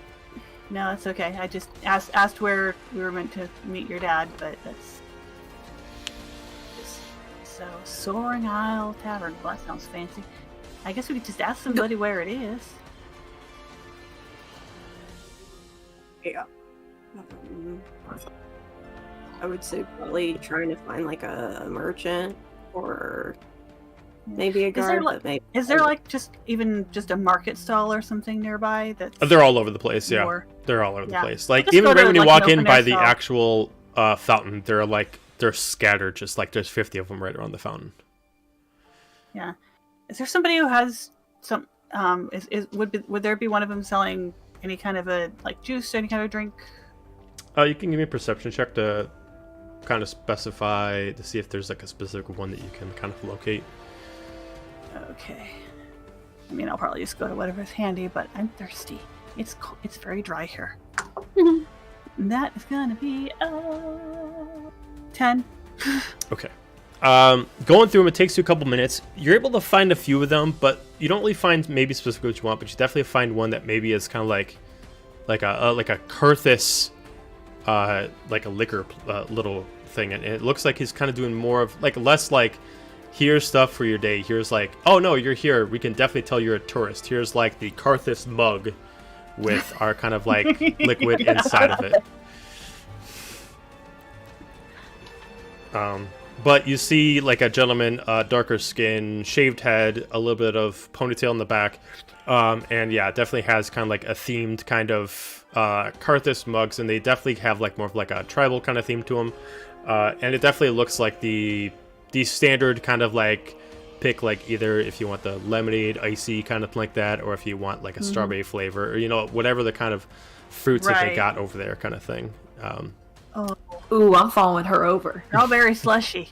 Strawberry slushy sounds real good. Strawberry slushy. I'm trying to imagine that sound good. I'd say that they probably got like a lot outside. of, like their main flavor would probably be pineapple for this area, so they probably got like a lot of pineapple for the flavoring. I don't think I've ever had that before. Are these like alcoholic? Are you gonna ask them? Yeah. Okay. It's like, well, It did not occur to Dare to ask. we got a few options. Our main signature drink is definitely alcoholic. We definitely put in an extra amount of Nelethyr rum, and then mix it with our homemade Carthus pineapple, and then make it as a delicacy. We also have a few other drinks, but you can pick on whatever one you want as far as if you want alcohol or non-alcohol. I think I'd love me some of that. Try that pineapple, Pineapple. but without the rum. Without the rum. You sure? It's going to be extra good with the rum. I'm sure it will, but I got work to do today, so. All right. He I'll try it with the rum. Okay, so he pours one with his limited edition mug, and then another one with alcohol in it with his limited edition mug as he puts them forward. All right, 2 of them. That will be 3 gold pieces. All right. I pony up for both of us. Okay. And actually, I'm gonna tip him a silver. Okay. Oh, mighty fine. Thank you. Yes. Get off of my then. Hey, do you know where the Soaring Flame Inn is? Ah, yes. It just kind of plays with the silver that you gave him. Head back over to the Lord's Manor. It's gonna be around there somewhere, as it keeps playing with the silver that you gave him. All right. Well, thank you very much. Raise my mug. Oh my goodness, this is good. Thank you, sir. He's not being weird, is he? I'm like eyeing him to see how he eyes me and or Apollo. I'd say, okay, so you're the only rogue right now, so you can give me a perception check as a rogue to see something in this. Do I get a sick bonus with that, or do I just roll normally? Oh, I'm sorry, you would add your proficiency bonus to it. Your okay. plus 5 or whatever it is right now. I don't know why I just rolled that out of there. Blah, blah, blah, blah, blah. What's my brain matter? I don't know. What is your brain matter? It was a 21 with that sweetness. 21. It's not like he did anything to drinks, but you're noticing that he is specifically talking loud and definitely giving codes to other people to be like, these people are new here and they gave extra money. He put you down as marks. Okay. I'm a rube. I'm going to thank him. Okay. Or I'll just nod at him. I'm trying to keep a low profile. But once me and Dira walk away, I'm going to lean over to him and be like, maybe we should be careful with flaunting anything, just to be safe. Flaunting what? I mean, It's your money. Tip folks? I don't know if we should do that in this area. Maybe keep a low Alright. profile. Alright. Jared, give me a perception check. Of course. 10 again! Okay. Everything I have rolled tonight has been a 10. And then, Dahlia, just because you are a rogue, give me a perception check. But not with the bonus this time. Who's pickpocketing her? Oh, if it's I- child. Am invisible and watching out for pickpockets. Yes, but this would specifically have to be someone who is a rogue that can kind of see out for it. Okay. I'm going to use a lucky point because that was a natural one. Okay. Hold, please. So I'm not going down without a fight. That was a 10. Okay. All right. Cool. Carry on. Oh, So I am bad enough with money on my own. before we start walking, I am invisible, and Dira's drink becomes a little bit lighter. Just You randomly just hear don't even slurping notice. on your drink. I do not notice at all. I really Oh my wanted to try it, and I was very jealous that everybody got to buy one, and You- I didn't. I just ask. The invisible my person wants an passive- alcoholic my drink. passive is 10, so there's no way. Do I notice that the straw of her drink just turns and the little I'd thing say goes you notice up? after the fact that, like, wait, you don't notice a drink, but you just randomly notice, like, after a couple seconds, like, she wasn't drinking that. Where the fuck did it go? And you just notice, like, it's, like, down halfway. Wait, who sees? You do. You don't see the action happen. You see it a few seconds later. amazing. Okay. But yes, you're told that it's in the area closest to the Lord's Manor, which there's only one spot that would fit that, which is over here on the northwest of the area. Why do you keep logging me out in the middle of games, Forge?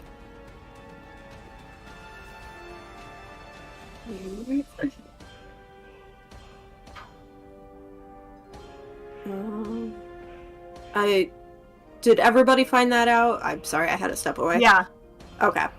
I passed it on as soon as I was back with the group. To anybody who might not have heard. I guess in that case, trying to lead the group through slightly less crowded areas. Okay. All right. You guys are able to make it through the crowd, taking a couple hours to have to move through since it is a decent-sized town, and you're able to get up to about the statue here, which the statue, I gotta pull up the god's name.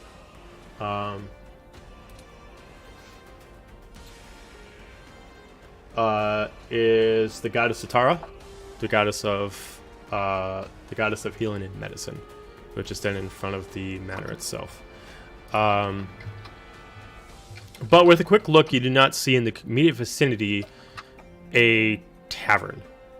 You assume that he was being very general with you, and you don't know if maybe you got to look further in, or if maybe where he said it's just like you need to go in that direction, but he didn't tell you like where to stop, or if you had to go further, you just had to go in that direction.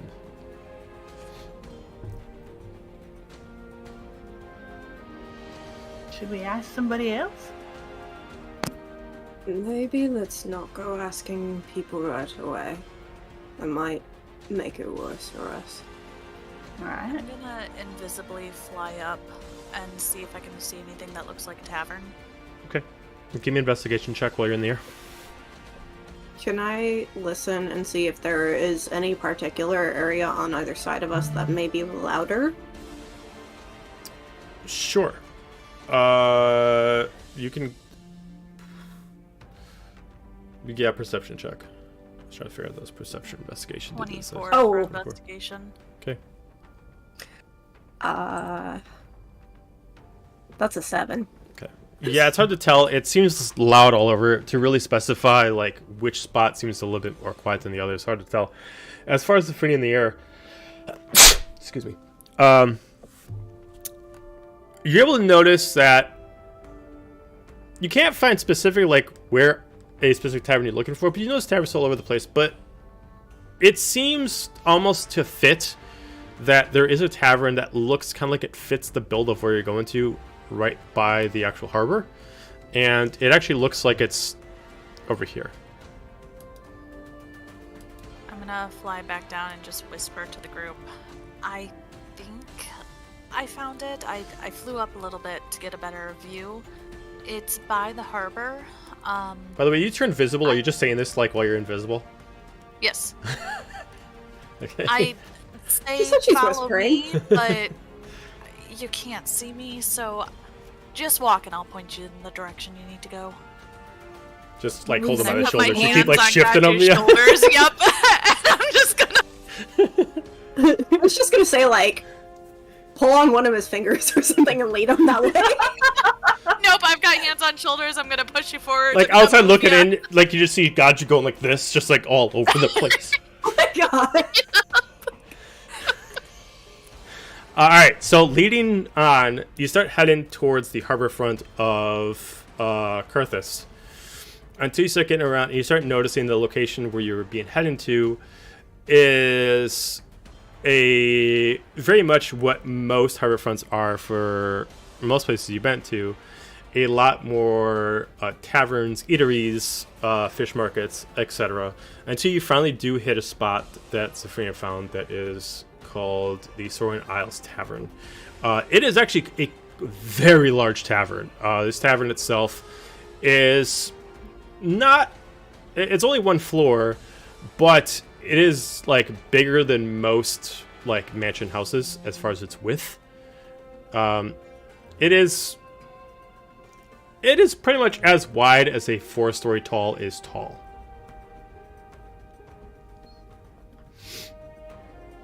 It is just a long tavern that brews their own kind of mead and wine and rum.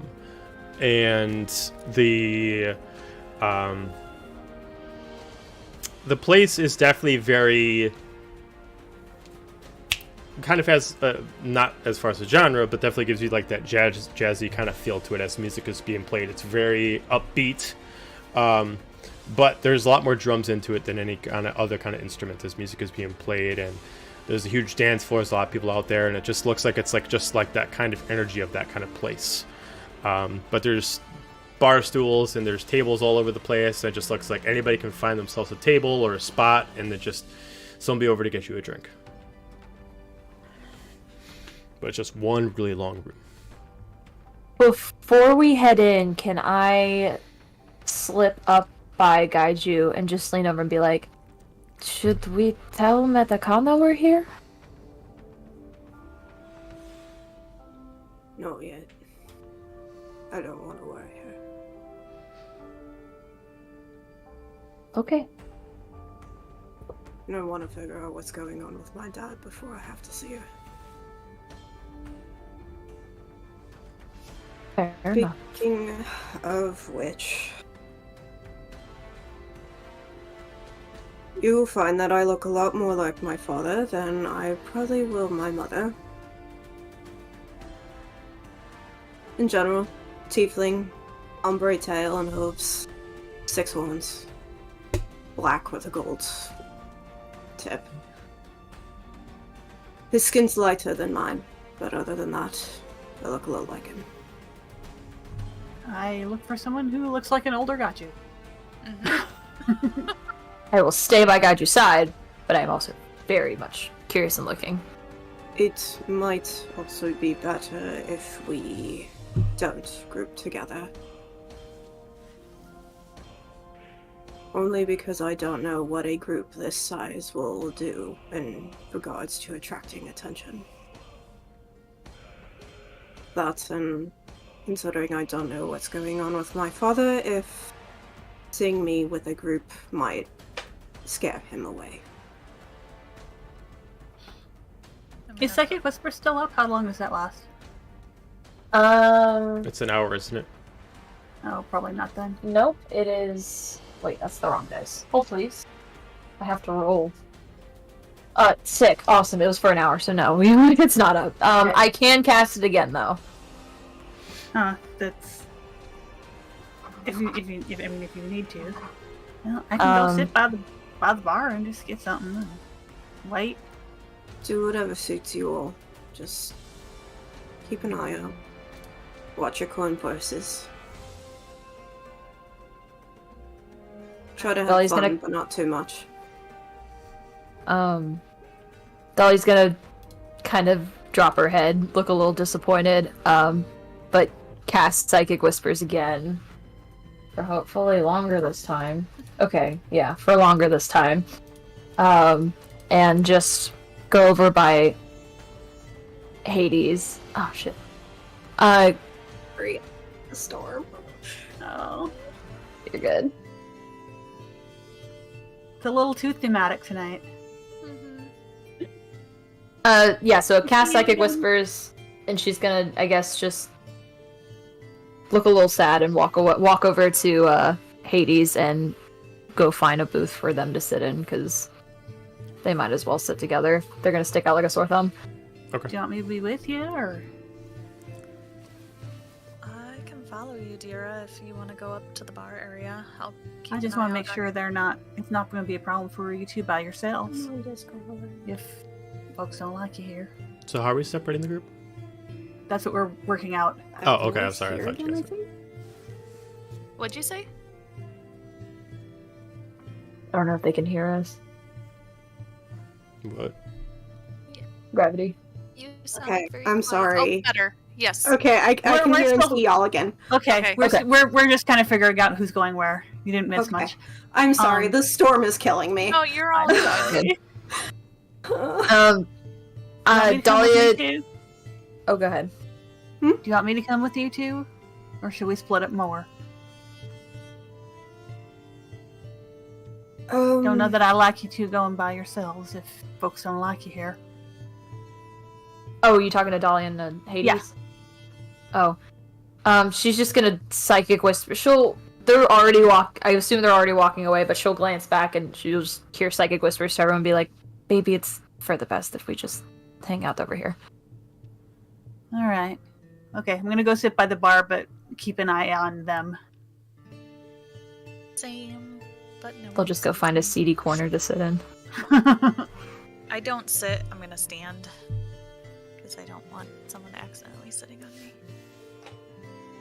It's probably wise. This chair is so lumpy. What? And it squeaked! It made Oh my a noise when I sat in it. Very All right. strange. So Dira and Tafini It smells like are going pineapple. somewhere together. Is that what it is? Yeah, we're going to go sit by the bar, and Dahlia and Hades are going to go find a dark corner booth Okay. where they will hopefully not be noticed. And then Gaju, what are you doing? Not being Um, noticed is not my strong suit. First off, what is Treya doing? Treya's gonna do whatever you guys want her to do. You know, put me wherever you want. I'm gonna hesitantly tell her to go have fun. Oh. Ooh. I'm Okay. also going to try and keep an eye on her. Don't tell me twice, then she immediately runs out before you can even continue the conversation. She just runs. That's on me. Yeah, inside here ain't real fun for her. Oh. Try it. I'm going to use psychic whisper. Try, don't go too far. I was gonna say have fun, but don't have too much fun. Right. In that case, I'm sorry, I missed part of the description for the tavern. It's long but not tall, or It's is one. tall as It's well? one floor, but it's extremely long as a one Okay. room. Okay. It's in the center. Most of it, but mostly in the center, is a huge dance floor for definitely like more of like an African kind of beat to it. And there's bar stools, there's countertops, there's bars all over the place. It's kind of like a whole giant thing, but it also is an eatery, so you can kind of go wherever you want. It's a self-seating kind of place. I'm gonna try to look as casual as I can. Kind of glance around. Assuming that I probably am not going to see my father right away, I may go up to the bar and order like a light rum. Okay. And then I don't know, I guess continue looking around, like maybe I'm looking for some fun or something. Trying not to look like I'm specifically searching for something or someone. Okay. Everyone, give me a perception check based on where you're at and what you're doing. I am going to roll a different die. Nat 20. Oh shit! 16. Did you get a natural 1? 3. And what'd you get, Sophia? 7. 16. 16. Oh, and you got a 7, got you? Oh no. Okay. Alright, I so am completely overwhelmed. Oh. got you first. Yeah, the place is packed. Due to the distance of the place, maybe you gotta give it a walkthrough other than just kind of like nonchalantly look around. You can only see so far, maybe only a third into the room due to how crowded it is. Mhm. But at least on the side of the business you're on, You don't see anybody that fits the build of your father. In fact, there's no one here you recognize at all. For Dahlia, as you are making your way with Apollo to find yourself a dark gothic corner, you pass by a few things that grab your attention. One is this is both a place for fun and for extremely shady deals. There are a lot of weird things that are going on here, and it seems like no one's opposed to things that happen. Anything from even just as simple as like a bar fight, the bartenders don't care, as long as you don't break shit. But you're definitely listening to a lot of different shitty deals, and there is a total of 10 different aberrant soldiers that are doing deals around here. Oh. As you pass by. Average soldiers. Correct. Now they're not all together. They're like some of them are group, some of them are on by themselves. The biggest group is a group of 5, and they are discussing something with a group that's in a corner that is you're not able to tell until you get closer, but it seems even a bigger group than their group of 5. But the other 5 are kind of scattered around the place. Some of them look like they're looking for someone or something, and the other ones just look like maybe they were sent here for a specific reason, but you can't tell at first glance. Sophinia, while you're at the bar, you notice a couple things that grab your attention right away. First off, behind the bar wall, there are bulletins of things that are going around town, events, and wanted posters. One wanted poster grabbed your attention extremely fast. There is currently a $2 million bounty for Soma Theraford, who has appeared within the Druid Grove as of 2 days ago.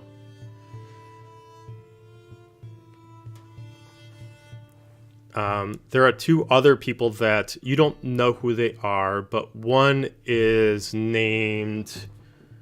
where'd it go? One's name is Otis, and it looks like he is set for execution, and he escaped the hangman's noose for piracy. And he is hidden somewhere. They believe he's hidden somewhere within the walls of Carthus. The reward for finding him and bringing him to the hangman's noose is 2,000 gold pieces.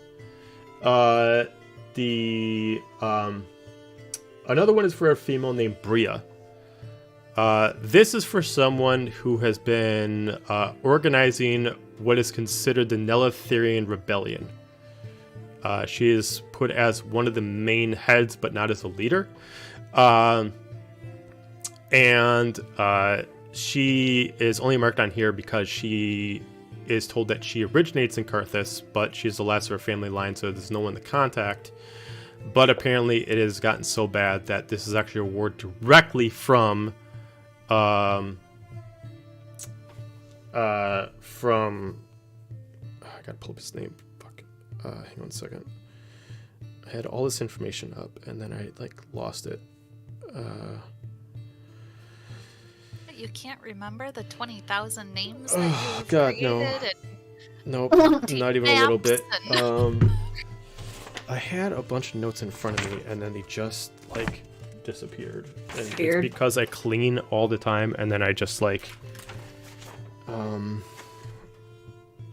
then I just I'll put this away somewhere, and then I forget where I put it, and yeah. This is why I'll I put it live in somewhere organized safe. Chaos and not everything has a place. Yeah. From Kig Juvna.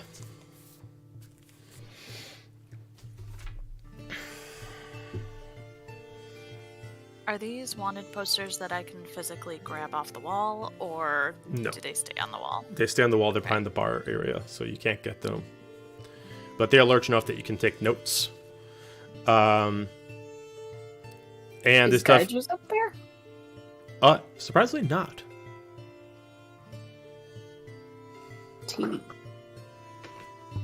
I just think it's funny that Sophinia notices Somas right away.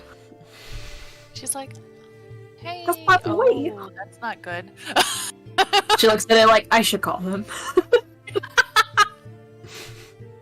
I am gonna let the group know. Just so there's a wanted poster of Soma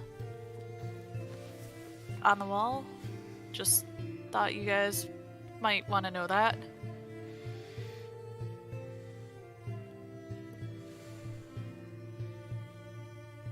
Just gonna Sounds leave it fun. at that. I'm assuming Trey is How still much is linked in. it She's for? like, who's Soma again? Remind me who's Soma?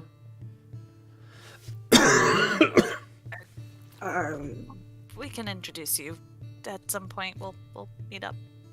Okay, cool. I'm gonna have some fun. See ya. Please be careful. I'll do it again. Can't make any promises. Drea. With my nat 20, do I see Gaiju's dad, or do I just notice the aberrant soldiers? How much of the being mighty description was suspect? given to you? Did you only get physical descriptions, or do you have a picture of what God just did? Physical description, but it's basically Gaiju going, me. But slightly different. different. Yeah. Me, a little to the left. Yeah. Close one eye, squint the other. You do see Perfect. someone that generally fits the bill of the description that you're given of Gaju's father. But it doesn't look like a good scenario. It looks like this, as a rogue, you know this situation. He's sitting around with a bad crowd, and they definitely look like they have something on him, and he's waiting for something. There are two men that are sitting next to him, both wearing kind of like thieves' armor, kind of like lightly plated, and their hoods are down, but they both look kind of noblish due to the fact of how clean they look, and they're both what looks like high elves. They also wear an excessive amount of jewelry on the ears, but they definitely both look like what you would recognize as definitely someone who is... The closest thing you could relate to it is he asked for a favor and now they're trying to cash in. Okay. I'll psychic whispers to the group and be like, to the left back corner, To the left. amongst the high elves. But then I'm gonna turn and eavesdrop on these aberrant soldiers. I don't know why they're here. Okay. All right. I'm gonna make my way over invisibly to kind of overhear what's going on by his Okay. father. All right. Give me just a dexterity check to make sure you can like walk through this place without people randomly walking into an invisible person, especially due to your wings. Why does it always have to be Dex? I miss my little rogue.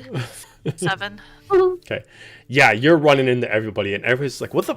And like it starts some shit. Like people don't see you, so they immediately assume it's like the other person around you. So you immediately have to duck. It's like, "What the?" And immediately like chucks like a glass at somebody, and you start making like barballs. But it takes about a minute till someone finally like walks into you. They walk into you, and they're just like, "The." Oh, excuse me, I'm and then gonna start walking punch away. him in the face. And then walk past them and At keep this going. point, a lot of commotion That's was our made. girl. A lot of people clearly know that there's an invisible person walking around, and they're not being very good about it. And but you're able to make yourself to a spot where you're kind of like in your own little corner. Okay. Anybody, whoever wants to go. What? Who's left? And I kind of look around confused, and probably that 3 I rolled probably carries over. So I'm just kind of looking around and going and kind of following. I might notice like the trail of where the fights are starting. Yeah, I mean, you notice that it grabs a lot of attention. Like it takes about 2 minutes before the bartender says anything. Like swings are going around until eventually someone breaks the table. Is like, "Hey, enough!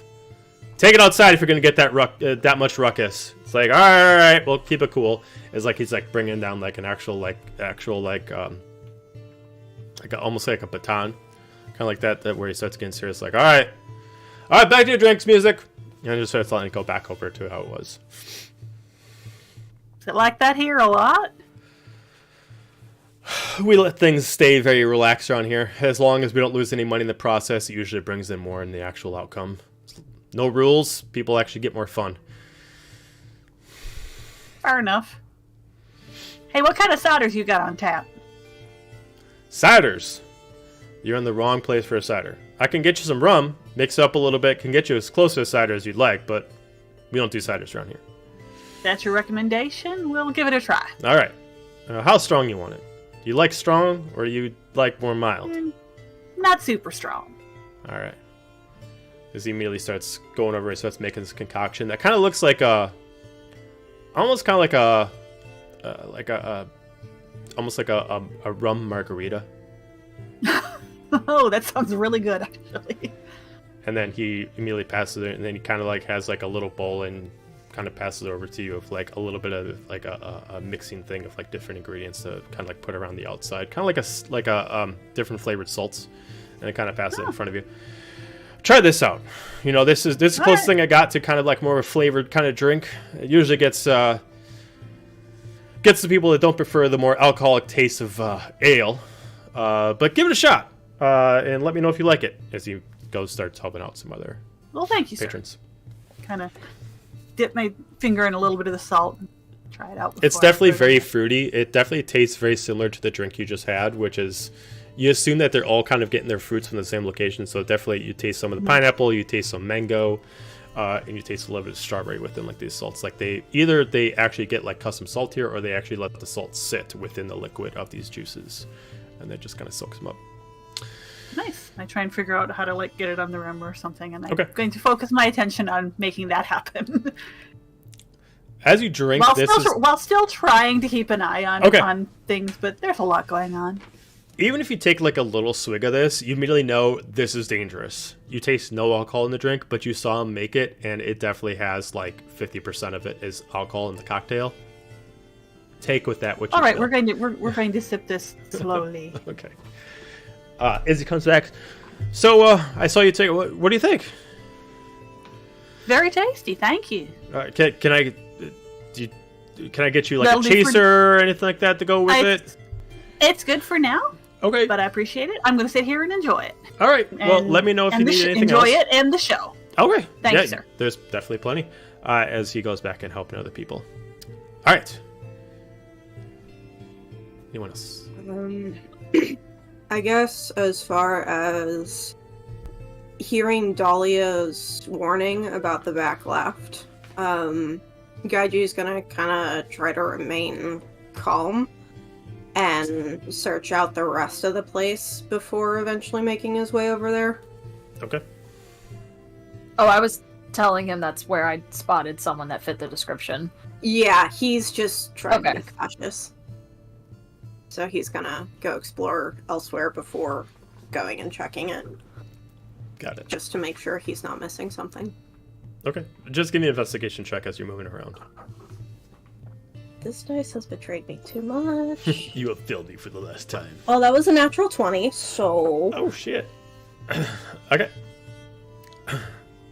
As you're moving around, and you're just getting the lay of the land, and you're looking around, you notice kind of what Dahlia was noticing, is that there is a lot of scrupulous activities that happen in this place, and there's no one to say otherwise, that it just allow it to happen.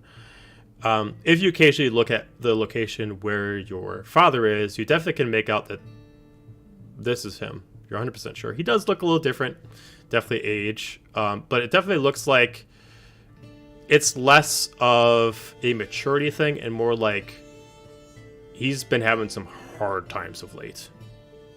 But you can definitely see what Dahlia was describing is that he is currently sitting with two people that definitely fit a build of they're not here for enjoyment, they're here for business. Throughout the place... Go ahead. Do I recognize either of these two? You can give me a history check on them.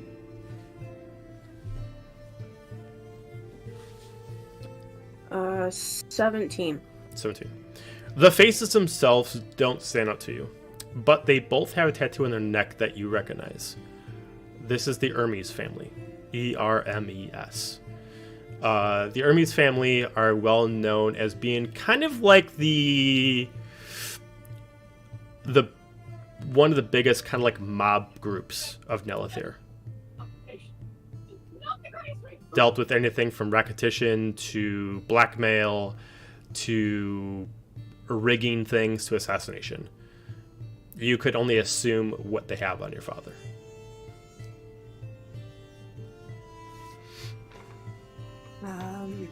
And to describe what you see as a tattoo is specifically a snake head being eaten by an eagle. That's what the tattoo is.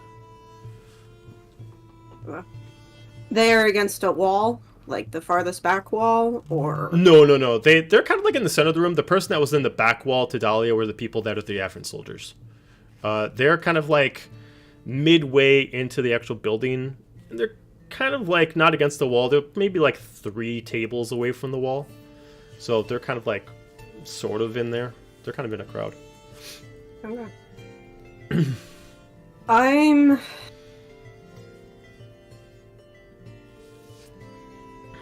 I'm gonna kind of go and, like, as casually as I can, hug the wall to go, like, past them and then, like, around the back. Okay. Go ahead and give me a stealth check with advantage because it's easy to stay hidden within this crowd.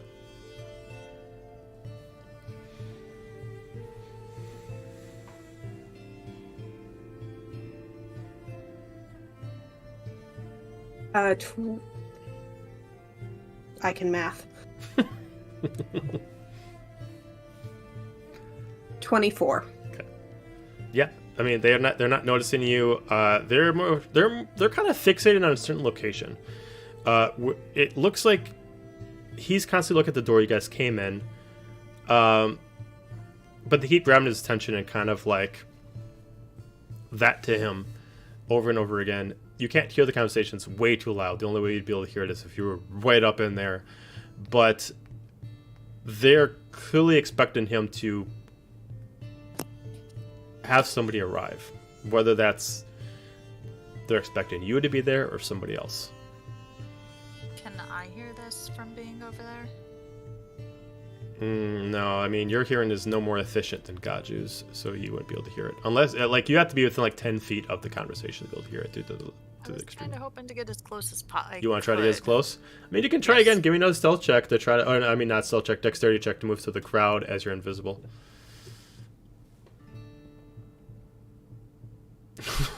Lucky.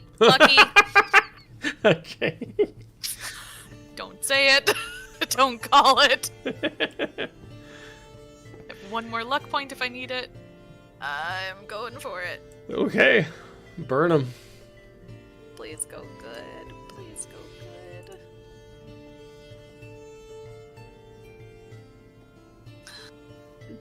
$11. Okay.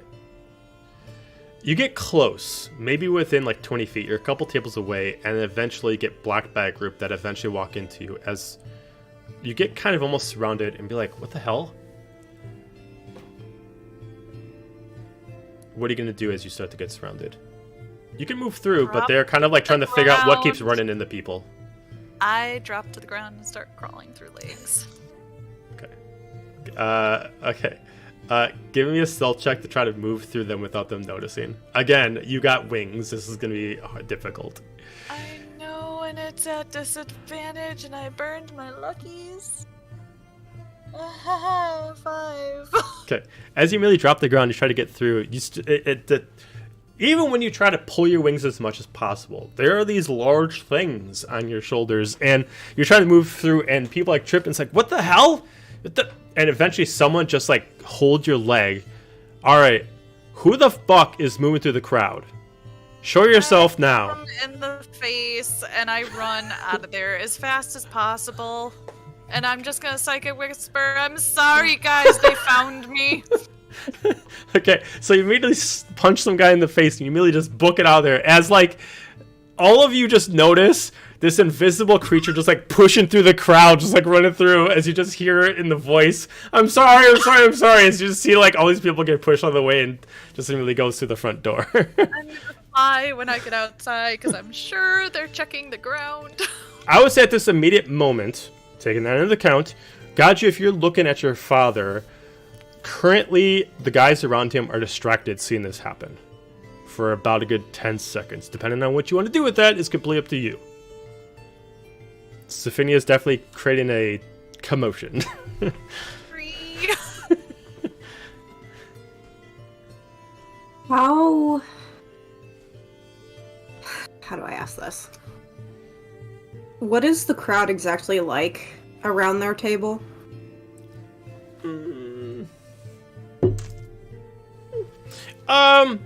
Minus like a lot of people that were.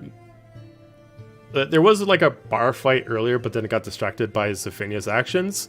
Other than that, it seems mostly just a lot of drinks and some people listen to music. There's no major heavy activity as far as actions being done, other than just people standing around and having drinks.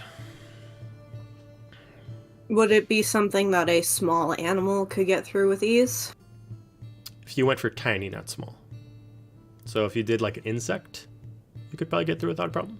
But I'd say if you did a mouse or something like that, that'd be just a little too big. Okay. I'd say you could do it, but you have to make constant checks to make sure you don't get stepped on. That'd be the only drawback. Gaiju has survived this long not being stupid. Okay. So he's going to be patient, and Sure. he's going to wait for that more opportune moment. Fair enough. For now, he's going to stay where he is. Maybe even get a little more hidden than he already is. Okay. How far away is he from the table? How far? From the table. Well, I mean, he's sitting Yeah, at like- the table, but as far No, as I mean, like, how far is Gaiju oh, from from the table? Gaju is I'd say about 20 feet. Okay. So I have range.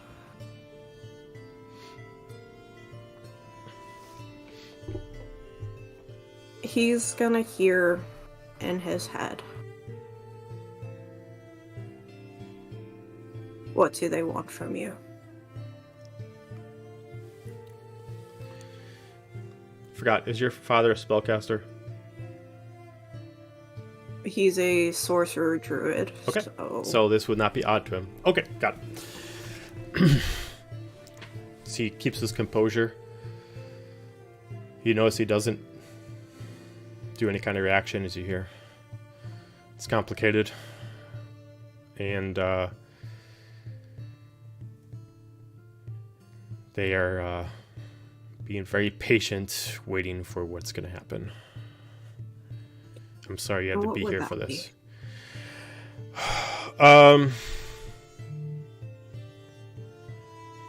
Well, I know we haven't talked in a while, but they found out that you were coming, and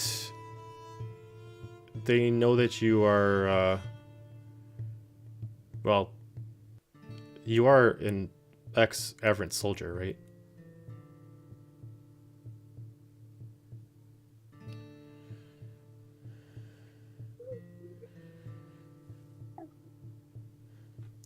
what's the matter to you? Oh, not to me.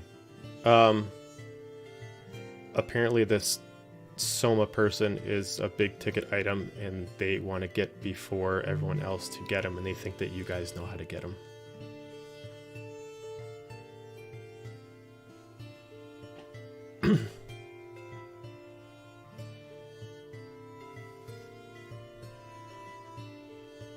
We can do this two ways.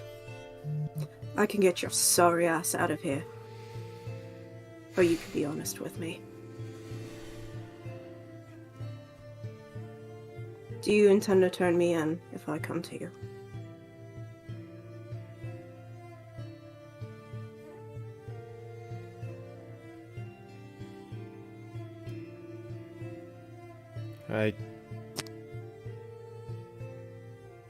You can just see, like, he's not responding, but his head kind of drops down a little bit in a sort of shame.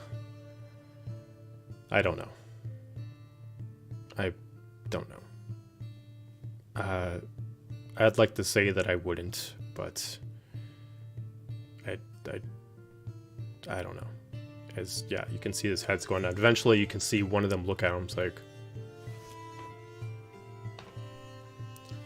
lifts his head back up.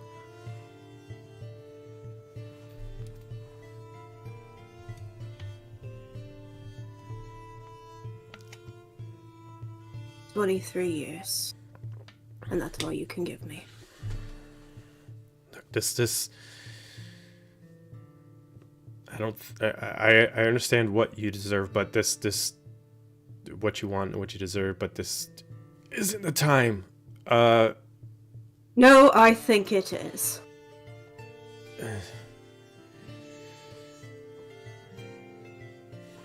I was 15 when you left.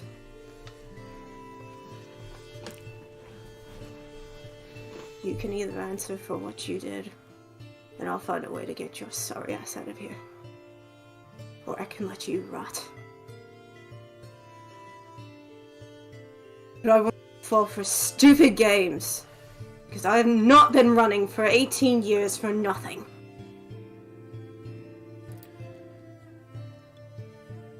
I don't need you in my life, but I sure as hell would like it.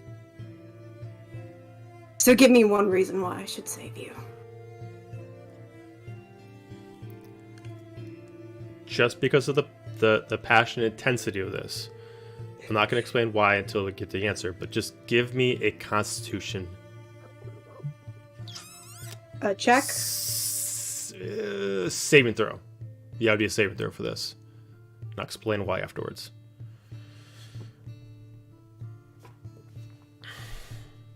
I know it's not the parameters. Not gonna lie, I made myself a little lightheaded doing that. That's all right.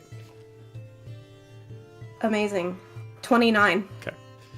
What I was going for was seeing if you got so into it that you would actually lose track of your spell and you would almost talk out loud. But I'm sorry, it's robotic at the moment. oh, okay.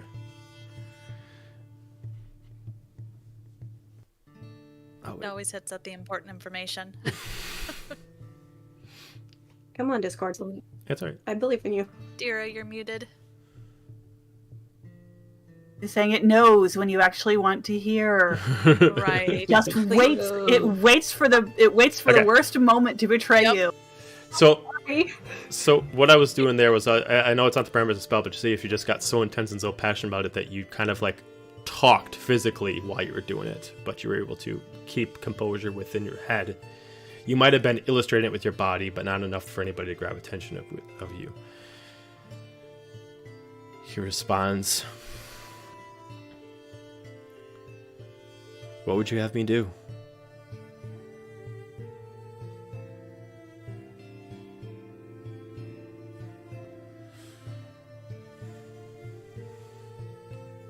I shouldn't have to answer that.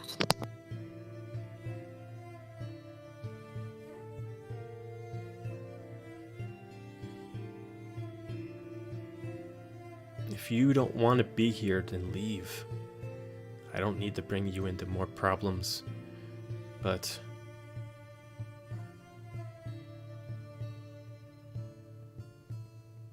I can't give you what you want from this position. I can't help you with what you deserve from in this scenario.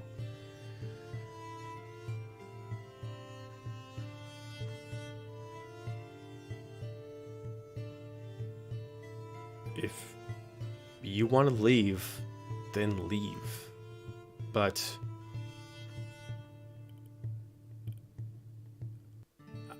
I don't know. I'm stuck at the table. I can't go anywhere. But I didn't give them a description of you. And honestly, I was looking around. I didn't see you come in. So I don't. Are you in here? I have my ways. Just like you have yours.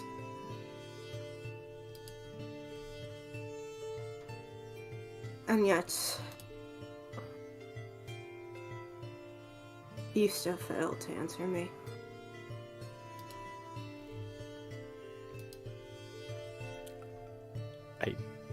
I don't. All I asked was for a reason. Despite the odds, despite your situation, one reason. For your youngest son, answers for your family. You could give me nothing. 3 years, and that's all you can give me. Nothing.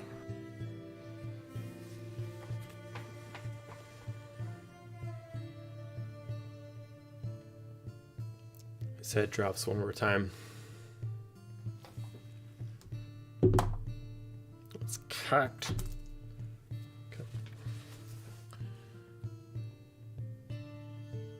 He physically puts his hands on the table. What looks like a bit of stress they can't help but illustrating with gestures. As they start to get curious around him and start looking around. But they don't know you in this form. So they're looking around and they're like looking at him. And you can assume based off of just simple reading of lips generally. They're like, who the fuck are you talking to? Is he here? Where is he? As he puts in your head. If you want answers, I can give you answers, but all I can tell you is I was stupid and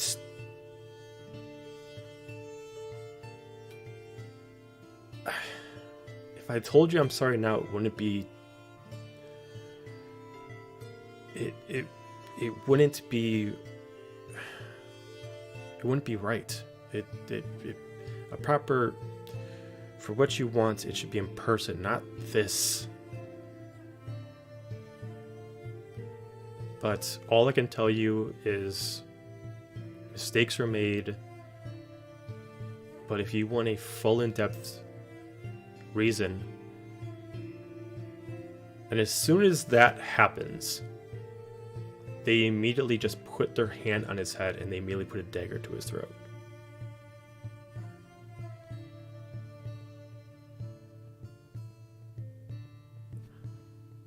I'd say due to constant perception of your natural 20, Dahlia, you do occasionally see this. Gaju, you see it. But Zephania, obviously you're not in the building anymore. Diro, as time has passed, you can give me another perception check as you're able to retake an account of the scenario of the area. Give this a try and see if I notice anything. 6. 6. Yeah, no, I mean, the drink is great. The drink is great. It's great. There's chaos. Wait, did Zephania go outside? Oh, jeez. Zephania has left the building. Zephania has left the building. Like, I'd say that because of your perception, like, as soon as you hear her saying, I'm sorry, as soon as you look around, she already, like, left the building, and you just see a crowd of people just confused. You have, like, a little couple steps behind. But, so, and I'd say because, as far as we're going to say this, as far as Apollo's spot, because Apollo would technically be with Dahlia, Apollo would be aware of what you see, Dahlia. Okay. So you two and Gaju see this development. Now, obviously, unless for some reason Gaju is communicating directly to you through your link, you're only seeing physical things of the emotions, and then eventually this blade to his neck, as one of them is gesturing. And you can assume that something has changed, and they are trying to hasten what they're being so patient about before. I don't know if Gaju sees, but I immediately go rigid and I start slowly. Oh, there he is! Oh shit! There you go. All right. Right on cue. You're all gonna hear in your head, I'm gonna need backup. Cool. Okay. I know it's an emotional spot. I know it's an emotional spot. We're gonna just pause for a second to give Apollo a little bit of information so he has some clarity on what's going on. Or I need a minute anyways. Okay, I'll tell you what. We're gonna take a quick 7-8 minute break. Let people go to the bathroom. Give Apollo some info, and then we'll be right back. So stay tuned. We'll be right back.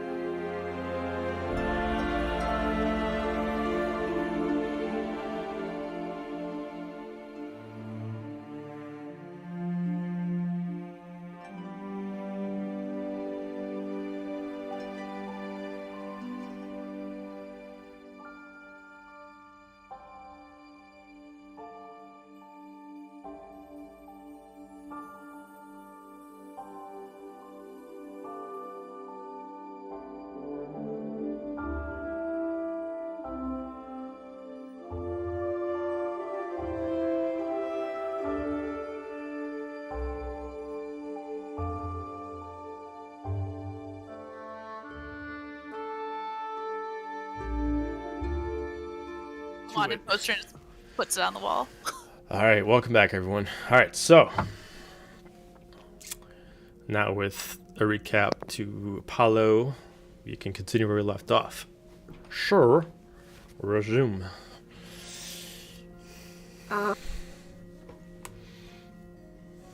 Snack.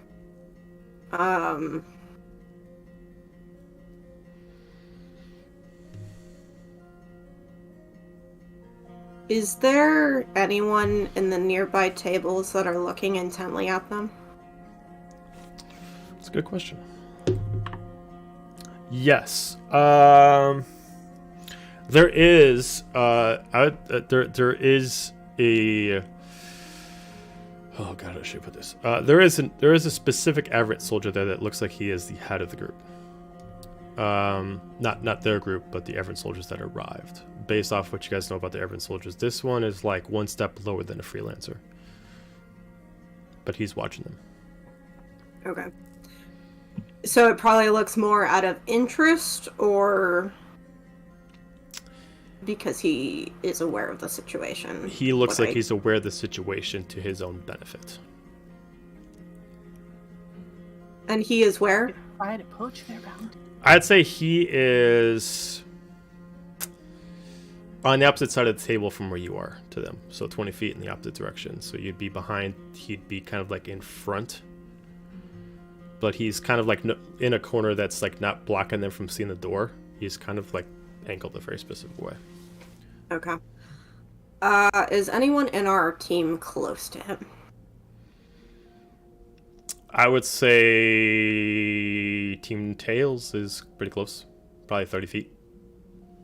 Okay. I'm going to be as careful as I can about this. Hades, Dahlia, I might need you to neutralize a aberrant soldier for me. Which one? And I'll kind of describe them, kind of where the table is and stuff like that. So he'd be the only one to be wearing different colors than the rest. The rest of them are wearing the original like grays, blues, and browns. This guy is wearing custom blacks, silvers, and reds.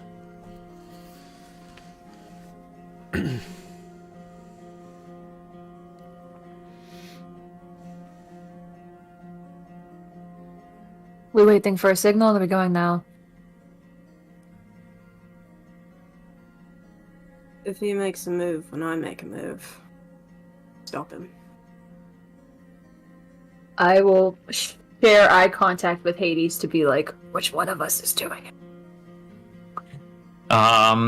He will look at her and just kind of whisper, not really built for quiet. Fair enough. I'm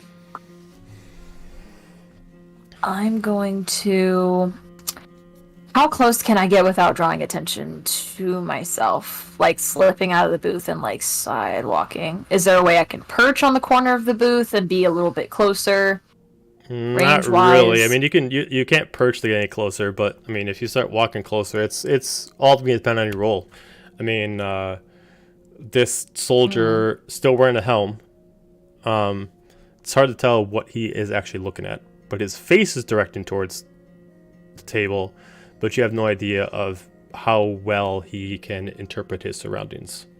Is he in between us and the table, so his head would be away from me? No, his head's linear to you, so you're able to see like the left side of his face. Okay. The bathroom's back that way by chance? Sure. I'm thinking of a backup. All right. I didn't put a location for the washroom, so we'll say it's over there. Okay.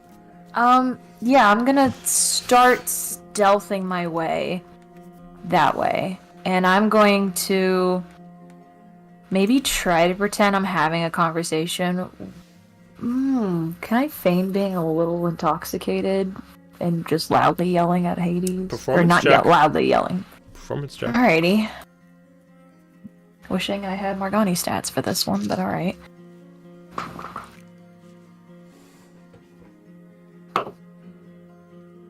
Lucky point. Much better. Fucking nat 20. Okay. You're selling it. You are selling the drunk, or however you want to do it, kind of look, and you're playing it off without anybody giving you a second thought. Okay, cool. I have a whole thing lined up for this. Okay. Go ahead. Oh, okay. She's just gonna be like, she'll like stumble out of the booth a little bit and be like, and then you know what he said? He said, I'll call you. And I'm like, call me on what? You didn't even give me a sending stone or anything. I'm gonna start making my way that way. Are you just like talking to yourself during this? Like you're No, I'm talking to like, I'm like walking that way. So I like my eyes are trained that way, but then every now and again I'll like turn my head to like make it obvious I'm still trying to talk to Hades. Okay. And make like a conversation. Okay. Occasionally like, people yeah. you pass are like looking at you, but they're just like, you know her? No, I don't know her.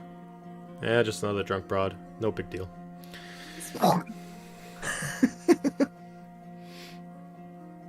Okay. Are they? You're getting within 10 feet of them. Okay. I gotta pull up a sheet. Hang on a second. Do we have a Can I map see- for this? Oh, I highly doubt this is gonna go combat. There's a reason why. Oh shit. I highly doubt it's gonna go in combat. If it is, Oh, I don't I like will not that. have a map. I'll have to whip something out. Have you met us? Oh god damn it! All right. You said We meet in a went to a tavern, and I tavern. immediately knew. Our track record with taverns in this group is also terrible. So Also, hi, it's me. All right. So you make it within 10 feet of him. What do you do? me, okay.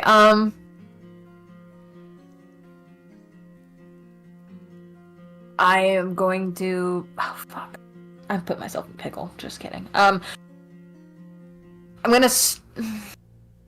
Riding off this nat 20, I'm gonna stop, and I'm gonna be like, I'm gonna grab the corner of the booth, and like pretend I'm steadying myself. And I'm gonna look at Hades and be like, "Do you need to go to the bathroom too? I think it's this way." That one was strong. The soldier Don't looks at think you for a I- little bit. Psychic whispers, "Please come! Get over here!" I'll come help you so you don't fall and stumble, you drunken fool.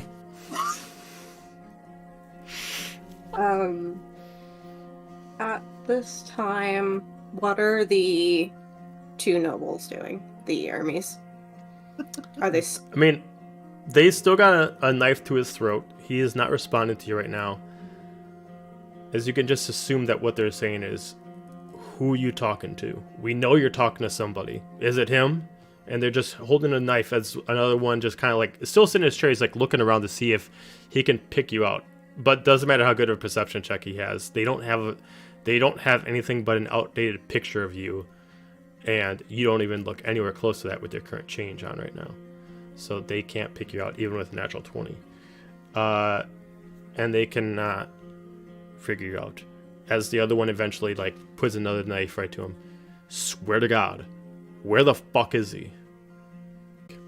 You just see him just. I mean, his back is turned towards you, so you don't know like his actual like his what he's saying, but it seems like he's trying to go deny. Okay.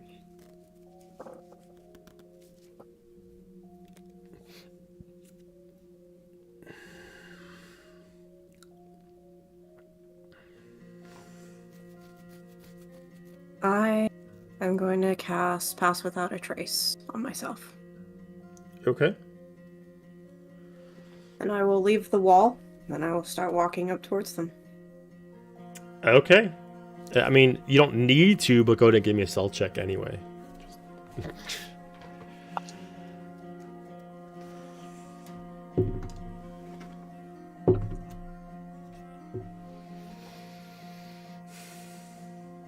26. Yeah, there's no way that they are going to notice you coming up. Okay. Even as one of them's looking Okay. around, you're moving so nonchalantly that they don't even notice that you're moving progressively closer. You make So it. could I basically get right up to them? Yeah, you're right behind his chair. You're right behind your father's chair. You're standing right there. None of them knows you're there. Okay. You could be so. You could, if you breathed hard enough, you could feel the air on the back of his hair. That's how close you are right now. How strong do these guys look? Well, they're both what seems like maybe a more dexterity build. As far as physical strength, they look athletic, but maybe not comparable to. They don't look maybe like as strong as maybe like Deer or Zephynia, or maybe you.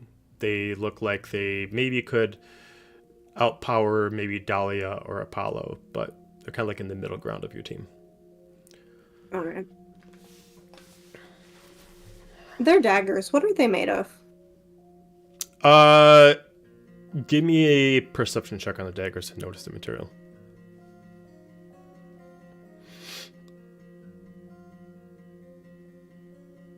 Uh, 12. It's hard to tell. Based on the material, you assume it's extremely durable metal, but you cannot... But it's metal. It's metal. Yeah, it's metal. So if you're thinking of heat metal, it would apply. Mm-hmm. Yeah. I am just gonna cast heat metal on those daggers. Okay. Alright. Cast heat metal. They both drop their daggers. Immediately react to a burn of pain. As they immediately look around. Let's see if they wonder why you're standing so close, just standing there.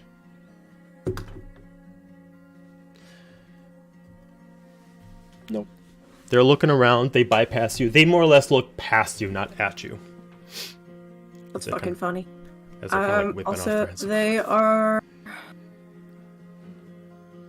I believe it's 2d8 damage is what they're going to take. Okay. For holding the blitz. Okay.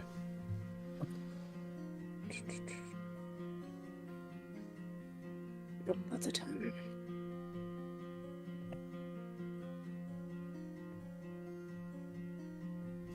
Uh, 9 damage.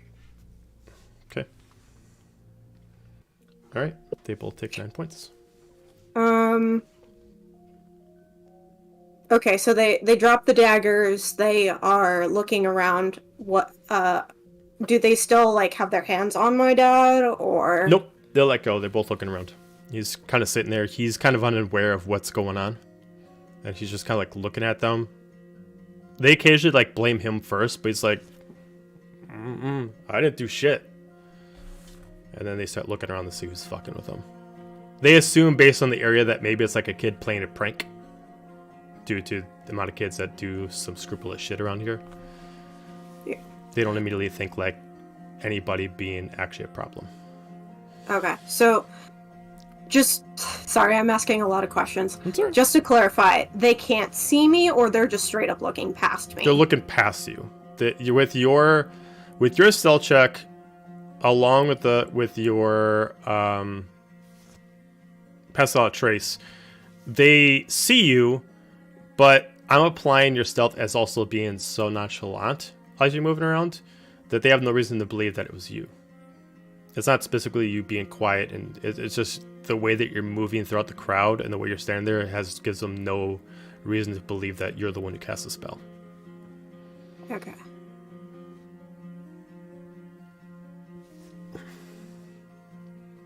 I didn't think I would get this far. Okay.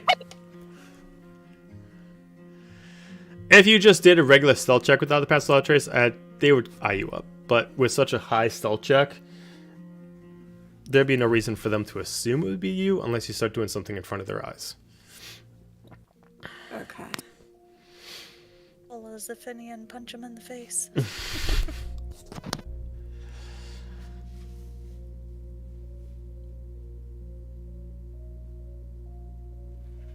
I don't should go bold or should go sneaky.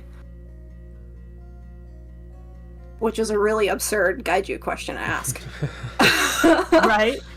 Also, remember you called for backup, so you've got us waiting how about for... while you're thinking about Q. that, we'll go back over to Dahlia Okay, and that's fine. Hades. So you are right up in his business pretty much. He occasionally looks at you for a little bit to notice the drunk antics. Give me an insight check on him, Dahlia.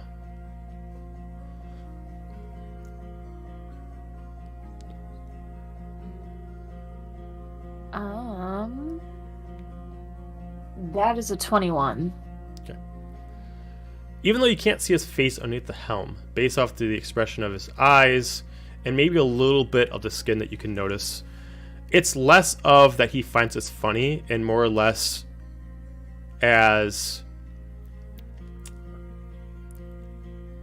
less of a random patron and more of like someone who's like, oh, she's doing it again.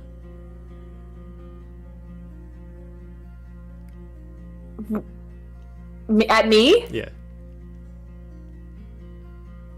There's like a familiarity there? You assume so. You assume that he tries to hide it, but it looks like he recognizes you and he's just like, oh god, what is she doing now? Alrighty. Interesting. I'm gonna... Sheer curiosity. I'm going to play dumb and turn to him, and is Hades taking a second to get out of this booth? It's up to Hades.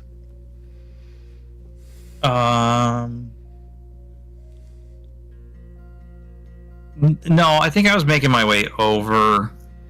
I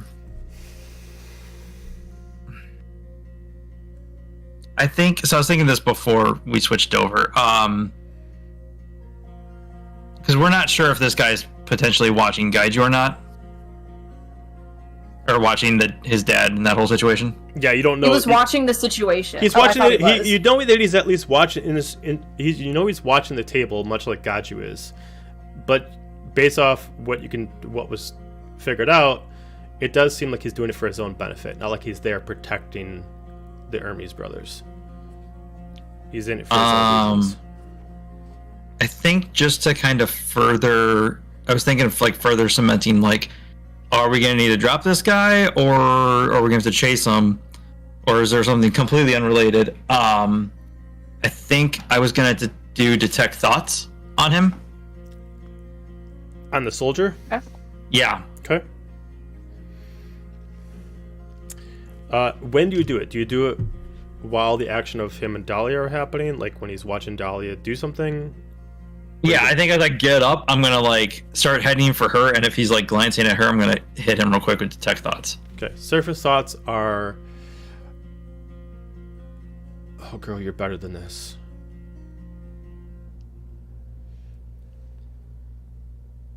You don't know me.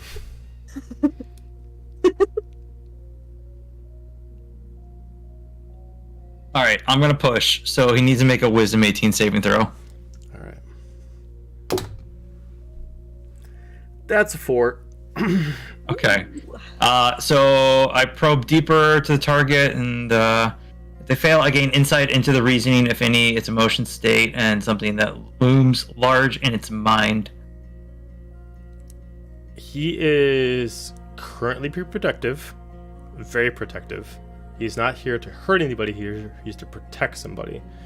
It's assuming that what you can find out is that he is trying to make sure that the other Aberrant soldiers don't find out that this man is here and is linked to Gaiju. And he's linked to Gaiju? Yeah. Maybe they don't know it's his dad? You assume this soldier knows, Right. but he's trying to make sure that the other soldiers under his command don't know. He's doing the opposite of what you guys expected him to do. He's almost protecting them in the process.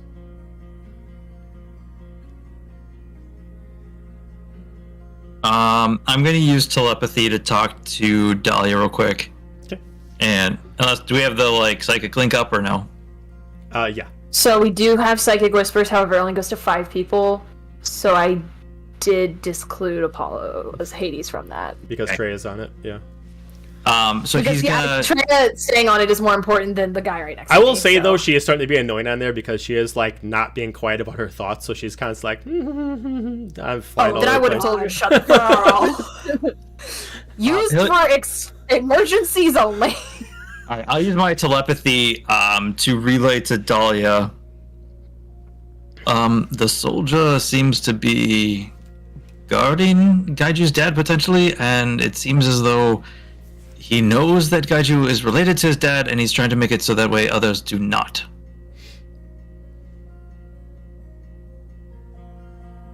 Okay. So, while he's telling her this, she's like focused in on him and the soldier, and you see her like ponder for a second as she's processing this, and then she goes, "Wouldn't you help a lady to the bathroom if she's like stumbling around? I feel like that's a really nice thing for someone to do." And I look at Hades. That can be like, "Wait, you're not from here, are you?" You're talking to the soldier? Mm-hmm. I'm trying to stall because I'm not quite sure what Gaiju wants me to do. He just shakes his head, but he doesn't say anything. This guy's build, is this close to Soma's build? No. He's, Is it Aegis? I'd say he's like 5'10", maybe slightly athletic, but not as built as Soma.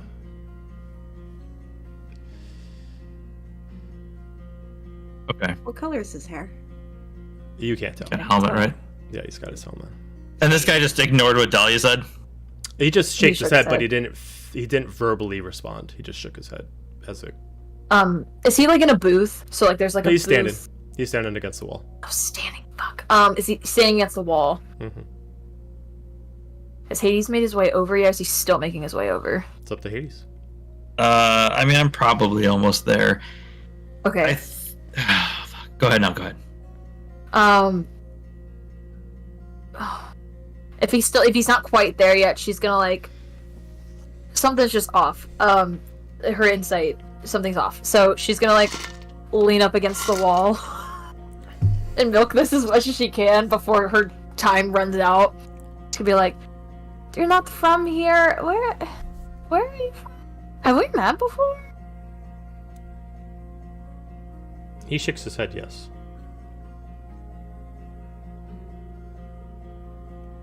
Fuck, I But wasn't he thinking he was verbally gonna be does honest. not say anything. Can I see that? Yes. Alright. New tactic. I'm gonna switch telepathy to the soldier that I can see. Okay. And I will literally just say, I'm not quite sure who you are. But we are here to protect your asset's son. We can probably help each other, but we need to get him away from those two gentlemen. Before something happens and multiple people find out that various people are here who should not know that they are here. He doesn't respond, but he looks at you and he just shakes his head in agreement. As he's gonna draw his sword and start running towards the two guards. I will quick telepathy to Dahlia and be like, he's on our side, don't attack him. And before we go into combat, we're gonna end it there. Are you fucking kidding me? No. I finally knew what I was gonna do. Oh no! Well, okay, all right. What did you No. want to do? What do you want to do? What do you want to do? What do you want to do? Push it. 20 minutes. 20 minutes. We got this. We can do this. Just do the limit. I was gonna cast Pass Without Trace on my father. Okay. All right. You cast Pass Without Trace on him. I'm gonna put a hand on his back, Okay. and he's gonna hear in his head. Actually, what is the table setup? Is it like chairs sitting out, or is it like a booth? No, it's a round foretop, and so it's 4 chairs at a round table. There's still a chair there, but it's just for the spot that's not being used. So it's, one person at every corner. Okay. He's gonna hear in his head, get out of this chair and start walking. Okay.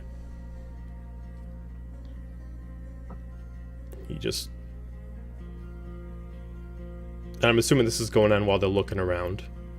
Mm-hmm. So he needs to make a stealth check then. With the +10. Oh, natural 20. Okay. Hey! Okay. As they start looking around, he starts walking with you. And he starts moving very, very slowly and carefully. Is there anything else you want to do as this is going on? I'm just gonna be looking around as casually as I can. Okay. As you move casually, See if anybody him, has eyes on me. Okay. It takes them a few seconds before they notice that he's missing. As you're looking around to see if anybody else has eyes on you, you do notice that they're not watching you, but there's a couple other people that have taken account that he has moved. At this moment is when the soldier runs and attacks them. Then we'll end it. Okay. So we'll get right into it next time. I did not want combat for this session. I was going to hold out as much as possible. It's us! Come on! I don't know how we weren't supposed to get combat in this session. I'm at the bar enjoying my rum thing. We didn't start this. The soldier just ran off and started shit. Yeah. As far as we're concerned, we're not in this combat. I'm not backing this guy up. I don't know him. Fair He didn't enough. even tell me his name. Fair enough. We just had to get out of there. Yeah, we're just dipping. I'm already Whoever this is, have fun. Yeah, Sophinia's gone. We have two So of Freya. the Thank God. 6 now. Yeah. I think Better I'm odds glad than that normal. Freya is elsewhere.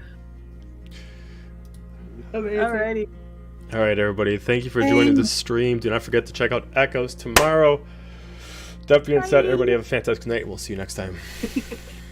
Bye. Keep warm.